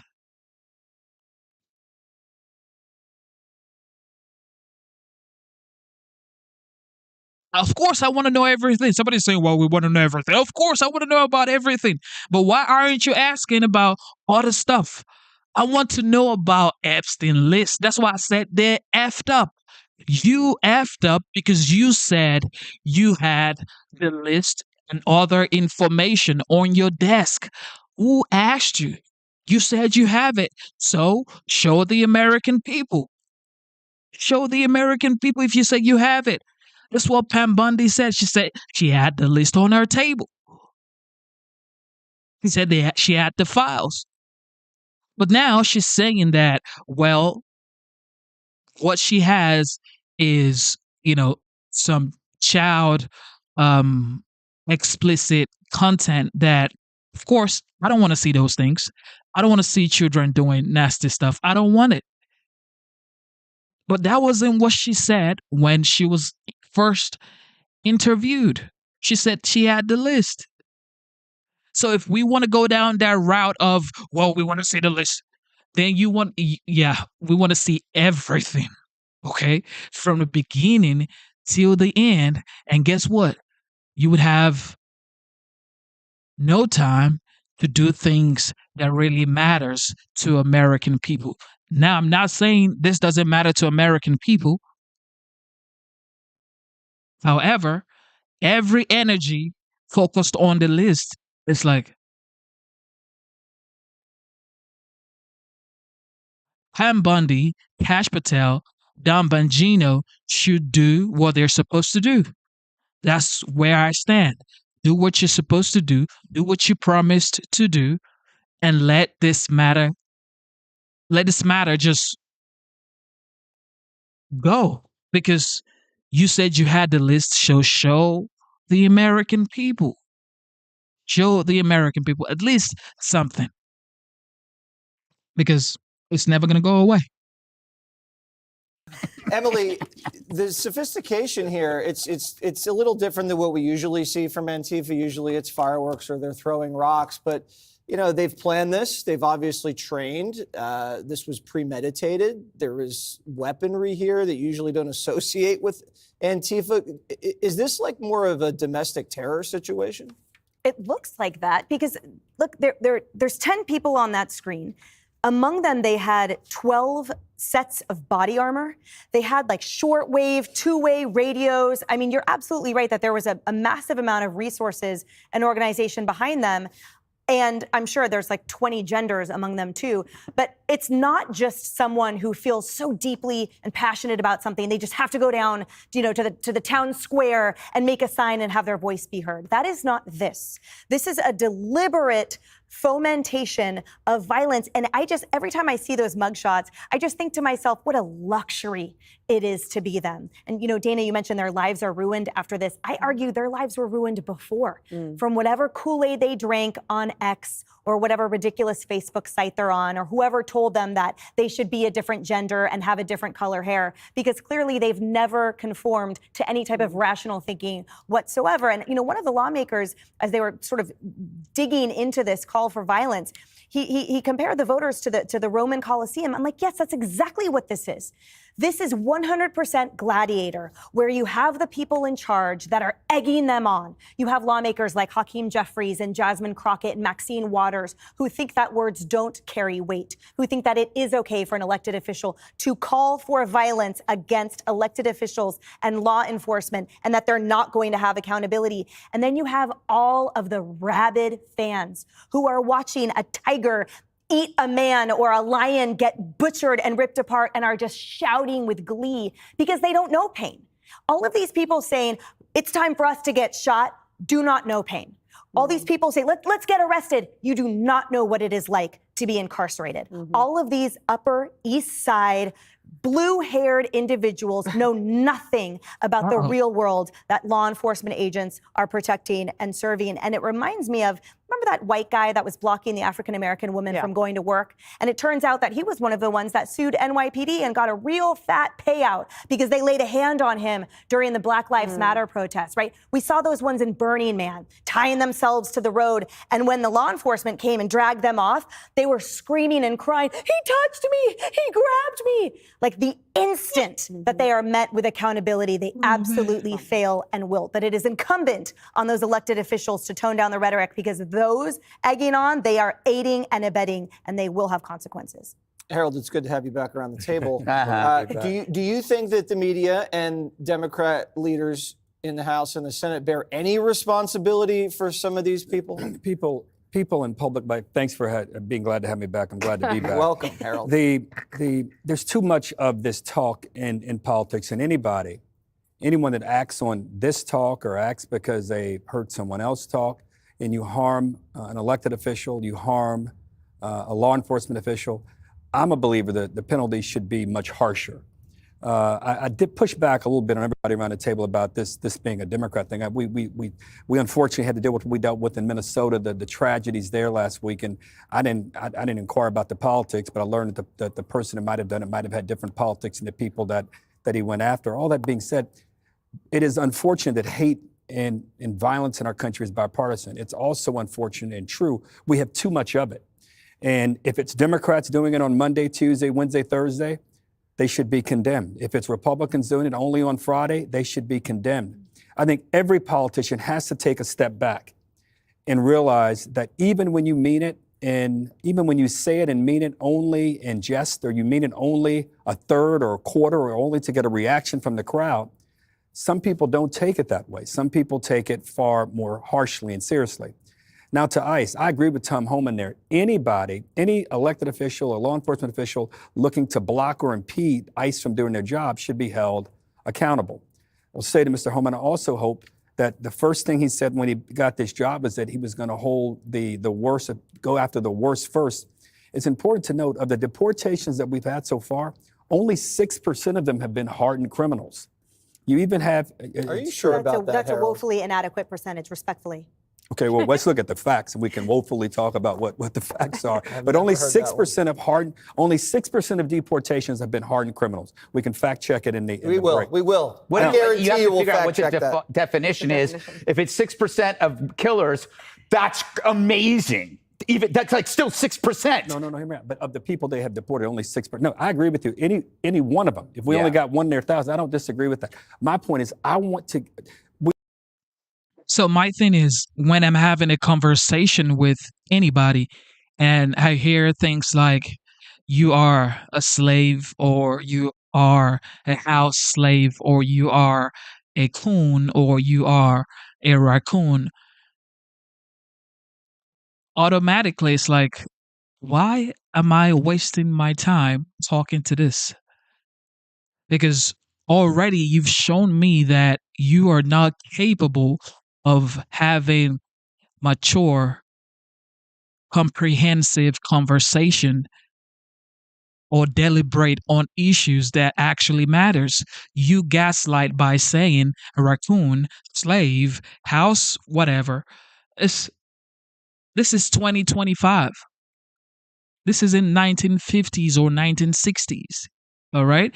You've already had the 44th president of the United States be a minority. So what are you saying, house slave? You're just not capable of articulating whatever you want to say. So you resort to calling people raccoon, house slave, or bootlicker, or whatever you guys say. And I really don't support people deleting the chat when people say bootlicker or slaves or raccoon. I like to see those things because it just makes me understand, oh, I should not be wasting my time with this person in the chat. Look at him. He doesn't even know how to articulate what he wants to say. And you're typing, you're not speaking. We should be united. We should not be divided. You are American first. That's why I always say this. You are American first before you are a Republican. You are American first before you are a Democrat. You are American first before anything else. So when you want to say, well, look at you supporting the Republican Party. Aren't you supposed to be American first before you say, I'm for this party or that party? But automatically, when I have a conversation with someone and they result in saying, well, you are a coon or you're a slave, I'm like, okay, that's it. I'm not wasting my time with this one. This debate is going on in the administration. President Trump has had members of his cabinet say that maybe we shouldn't be deporting agriculture workers and others so quickly. They came back and said we're going to continue to do that. The challenge we have right now as it relates to ICE is the hierarchy of deportations. We need an immigration bill that gives them not only the resources from the Big Beautiful Bill, but give them new rules and protocols that are tougher on people coming to the country and ensuring that when you get here, if there indeed is a path to citizenship, we allow people to do that. But let me be clear, anyone that attacks an ICE agent needs to be held to the full account of the law. Thank you, Harold. It would be Exactly. How is that bad?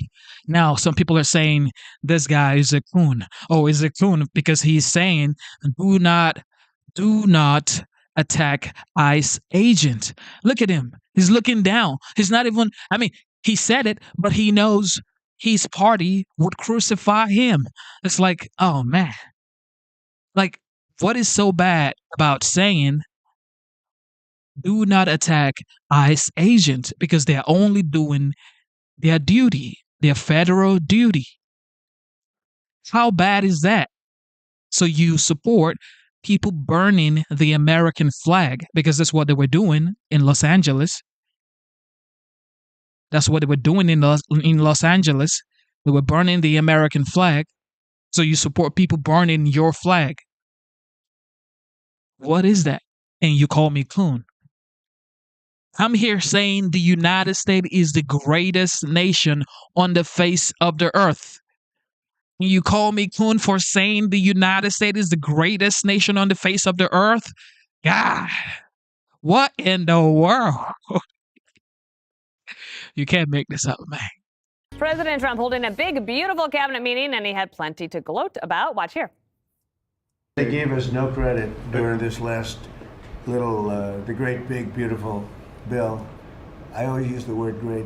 Democrats didn't vote at all, not one positive vote with all of the good things in there. They went skedaddle. You know the word skedaddle? It means skedaddle. They dropped the bombs and somebody said skedaddle. Let's get the hell out of here. What we've done in this country in the last 6 months, nobody has ever seen it. We're right now riding the hottest country and you can all be proud of it. And he's not just rearranging policy, he's rearranging the furniture, too. I'm in Marco's up. I see this gorgeous clock, grandfather clock. I'd love to take that clock out and put it in the cabinet room. He said, no, are you serious? I said, Marco, I have the right to do it, Marco. I love the frame of those pictures. Look at those frames, you know? I'm a frame person. Then we got the drapes, so we got the whole thing. We got new drapes. Here we put on, you know, these lamps have been very important, actually, whether people love them or not. We got some beautiful medallions, and you see them. They were put up there. It makes the lamps look better. So we have the flags throughout the office, and it's really become quite a beautiful place. But back to the wins. Israeli Prime Minister Netanyahu surprising President Trump at dinner last night by revealing he's nominated him for a Nobel Peace Prize. I want to present to you, Mr. President, the letter I sent to the Nobel Prize Committee. It's nominating you for the Peace Prize, which is well deserved, and you should get it. Thank you very much. This I didn't know. So it was quite a day there, Jesse Waters. What do you think of all that? Is there anything else you want to add about Okay, Harold's comment? I'll fact check. Fact check. Okay, I'm sorry, Harold. I'm not. No, if this is how we're going to start doing it, get ready. Get ready. Because I'm going to blast everybody at the table with your comments. I just want everyone to know that I was nominated to be this person because I typically wouldn't. But Bill Melugin was on top of things. He said, Harold's 6% number is for convicted murderers only who have been deported, and about 70% of convictions have pending charges for everything: murder, sex crimes, violent assaults, DUIs, domestic violence, etc. I said, "Oh, poor Harold," and he said, "He's great, but don't listen to the wrong people, Harold." Haha. Anyway, that was it. I just want everybody to know we have set a precedent on the 5 for fact checking. Okay. I'm going to do mine You too. can be my guest, Harold. But just remember, Harold, that I was nominated to deliver the message. Okay, back to the big, beautiful bill, the cabinet meeting, and all the things, Jesse. Was that a cabinet meeting or HGTV? A little bit of both, you know? Because I felt like I was reading. I went away for 2 hours. I came back. It was still going. I mean, I learned a lot, like Architectural Digest, which I had a subscription to. Did you guys know that that's what a medallion was? The thing that attaches the light fixture to the ceiling is a medallion. Next dinner party I host in my house, I'm going to point out the medallion in my dining room and just watch people bask in my big, beautiful brain. Is that what we're calling it? No. This cabinet meeting lasted longer than all of Biden's 9 cabinet meetings combined. Yeah. And I do think that Donald Trump wants the Nobel Peace Prize more than the green jacket at the Masters. He's almost like campaigning for it like it's an Academy Award. You know how actors and directors like campaign for that? And that's fine. It's good to have goals, but he is bringing people together. When these countries fight, he comes in, he's like, break it up. And then he announces the truth on Truth Social. And he wants everybody to get along. And then we also want their minerals, because I think we got minerals out of the Congo deal. But the big white whale is Ukraine and Russia. Now, the problem is Trump has admitted that Putin's dragging him along. And now we're just still sending defensive weapons to the Ukrainians. So we're back to square one. All we got was the minerals. So that is really the big ticket item there. All right, Harold Ford Jr., let me give you the floor. So I think we've gotten more than minerals out of the Ukraine-Russia thing. Think about this. We spend $1 trillion a year roughly in the country on defense. If you look at what President Trump, I think he's exaggerated the number, but he says we've spent $250 billion over 3 years in Ukraine. That's $250 billion. I'll round it up to 300 out of $3 trillion that we spent in defense. And we've done 3 things. Number one, we have protected Ukrainians help protect Ukrainians by them fighting themselves from Russia. We've exposed Russia for not having the military that they say that they have. And 3, we got NATO now to spend 5% of their GDP on defense. A lot has come out of this. And if we're able to strike a rare earth minerals deal with Ukraine, where we're able to extract over the next 10, 20 years, $3 to $4 trillion of that, we reduce our reliance on China, we strengthen our standing in Europe, and we expose Russia and Putin You're for leaving being one thing out. let me just finish. You're my leaving point. out the Peace Prize. And so, but if he does this, Jesse, I will go over with you, because I know you're going to go over if he gets the Peace Prize. I'll be the first to clap for him in every which way. You said it well. The Israeli, Hamas.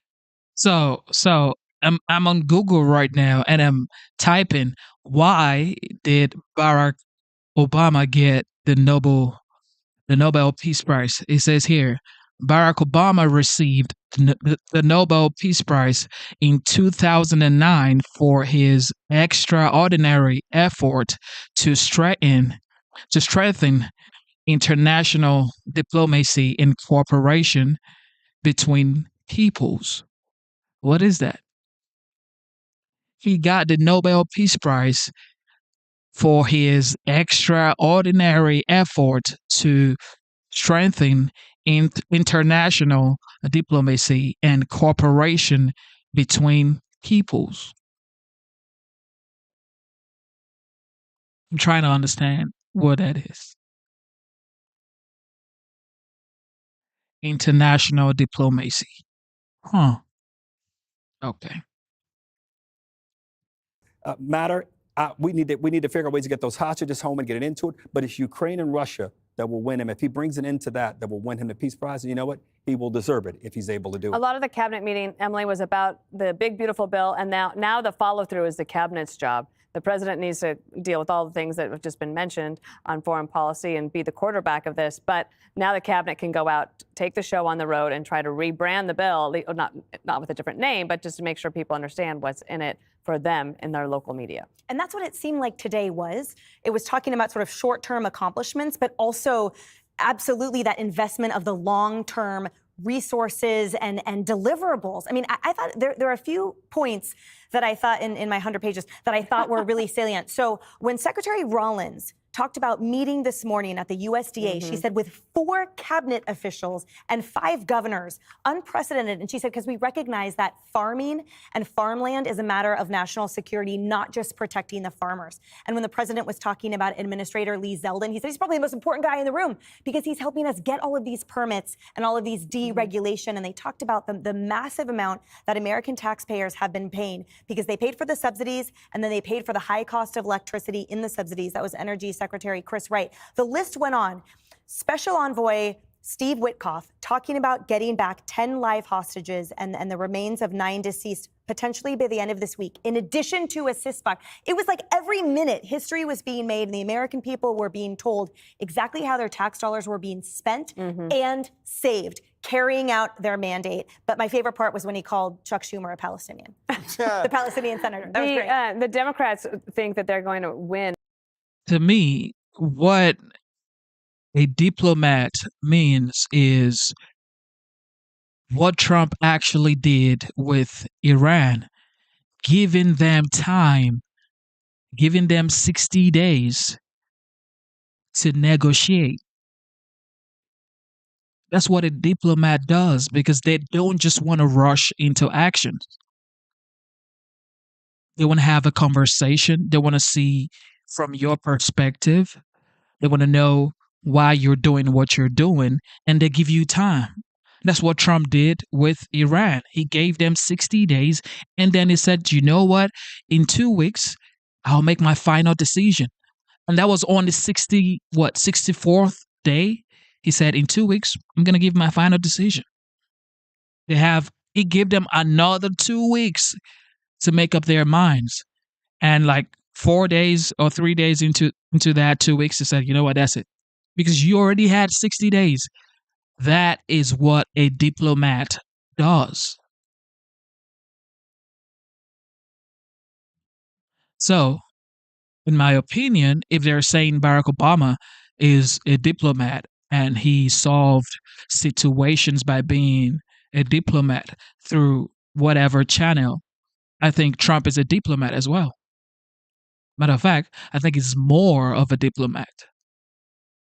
Because Trump went to the Arab country, shaking hands with people who they would say, well, these guys should be enemies with the United States. Trump went to North Korea. He shook hands with Kim Jong-un. This guy is supposed to be the enemy of the United States. What is more diplomatic than that? What is more diplomatic than that? But some people are saying he would never get the Nobel Peace Prize, you know. And that has never happened before. That had never happened before. An American president going to see Kim Jong-un. What do you think that is? That is opening a channel for conversation. Isn't that what a diplomat does? But of course, because it's Trump, then of course, he's never going to get it. It's just never going to get it. But I think he will in this second term. I think he would. And if he does get it, it's over.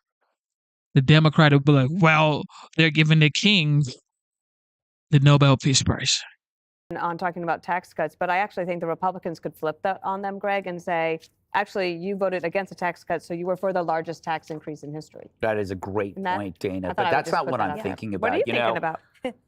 I was with Donald Trump on immigration, on peace in the Middle East. I went with him on tariffs. He lost me on the grandfather clock. Yeah. If it wasn't for game shows, giving them as prizes, Yes. we would not be dealing with grandfather clocks. No one uses them to tell time. Oh, yeah. I forgot. Shout out to Corey B. Corey B just said Trump stopped a 30-year war between Rwanda and Congo peace agreement. I mean, isn't that what a diplomat does? Come on, man. Come on, y'all.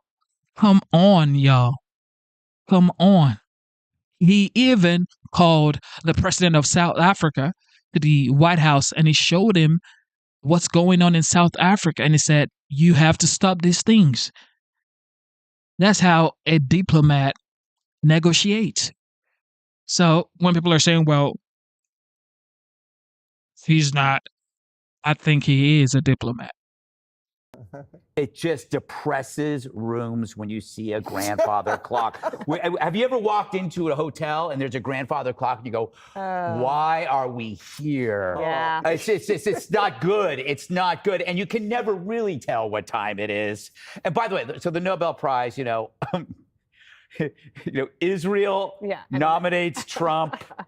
Yeah, I think the severed head of Idi Amin has a better chance of getting it. Let's remember the Nobel Committee was the original DEI. They gave their prize to Obama because he was black. He wasn't even president. But I love what Trump is doing. He's staggering the wins. Like, people didn't see that coming with the tariffs, but it's like they're all coming in. So every other day he gets a win, and it's a reminder that you have a president, unlike that, whatever that thing was in the White House. What? The auto pen. The auto pen. But we needed Biden's reign of error as a halftime show to make us desperate for the second half of Trump. And again, when you look at this, there's a lot of stuff to make fun of in meetings like that, but it's because you can see it. That's the transparency versus the cover-up. You see everything, the warts and all. You can laugh about the grandfather clock and him talking about the whatever the things here and there. You can laugh about the Epstein stuff, but at least we see it. We couldn't see how the sausage was made by Joe Biden because That's he was another the one. sausage. That's facts. Greg, if Joe Biden had pointed to a grandfather clock, what would you have said on the 5 about that? If Joe Biden said, "Look at that grandfather clock, I like it. Look at the thing on the roof," you'd have laughed at him. I would have said, Oh, he's I would. That's older what I'm than doing Father now. Time. No, I know. I'm just saying, That's you're right. being consistent. But see, Joe Biden would think that's a real grandfather. Well, look at that wooden man. Was that John Kerry? What's John Kerry doing in here? Oh, Hunter, more Coke, please. It does look like Oh my goodness. Thank you for tuning in to the live show. It is your boy Genesis. Welcome to the Genesis Show. Instead of looking for perfection, seek for consistency. Never give up on yourself. Never give up on your dreams. Never give up on God. Believe in yourself. Believe in your dreams. And believe in Almighty God. God is the greatest. America is the greatest nation on the face of the earth. Thank you to the veterans and thank you to the military personnel. Without you guys, there would be no homeland. Shout out to the law enforcement officers. Shout out to Ice Baby. And shout out to our esteemed members. Dr. Luke the GOAT, God bless you for the super chat. Thank you for being an esteemed member. Truly appreciate it. Shout out to Ellie. Shout out to Sandra. Shout out to Ingraham. Shout out to Ringmaster. Thank you so much. And of course, shout out to the wonderful moderators that we have. C. Shelley. Thank you to the amazing C. Shelley. God bless you. Thank you to Corey B.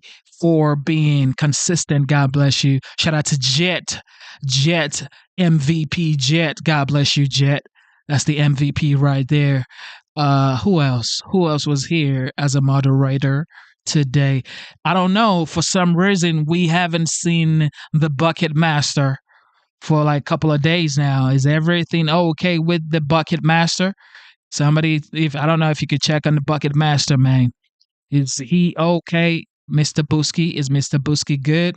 Shout out to Rain Promo. God bless you. Shout out to Derek. God bless you. God bless you, Derek.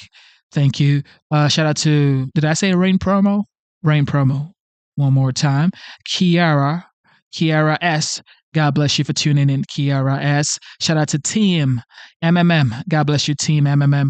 And of course, shout out to Johnny 5. Johnny 5, God bless you. Who else, man? Everybody, thank you for tuning in. Whether you're a Republican, whether you are a Democrat, it does not matter.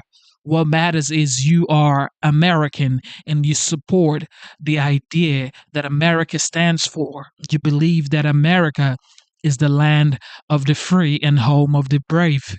You believe that America is the greatest nation on the face of the earth. You love this land. That's what matters. That is what matters. I don't care if you're a Democrat or a Republican. I wouldn't support a lefty, of course, but I don't care. You have the right to support who you want to support. That's what it's all about. I shouldn't have to judge you for who you support or not invite you for a family Thanksgiving dinner because you voted for Biden or because you voted for Trump. We should not be there. We should not be on that level politically. Like, we should not allow politics divide us in our household. No. Okay? No. All right? So please, let love lead and let light be in your heart and, just show some love, man. People are going through a lot in this world. I mean, take a look at what happened in Texas. These kids, they didn't ask for this, but it happened. So life is precious. A lot of people are going through a lot. Mental issues, financial issues. Some people are homeless right now. Some people are like one paycheck away from being homeless or broke, or I don't know. Some people are living in their car. So just be grateful for what you have. Be thankful for life. Be kind to your fellow American. You just never know what people are going through. Some people are going through grief. People are losing their loved ones, spouse, parent, colleagues, community members, church members. People are losing loved ones. So please be careful.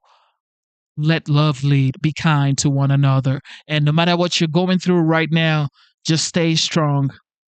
Stay strong and believe God is your strength, okay?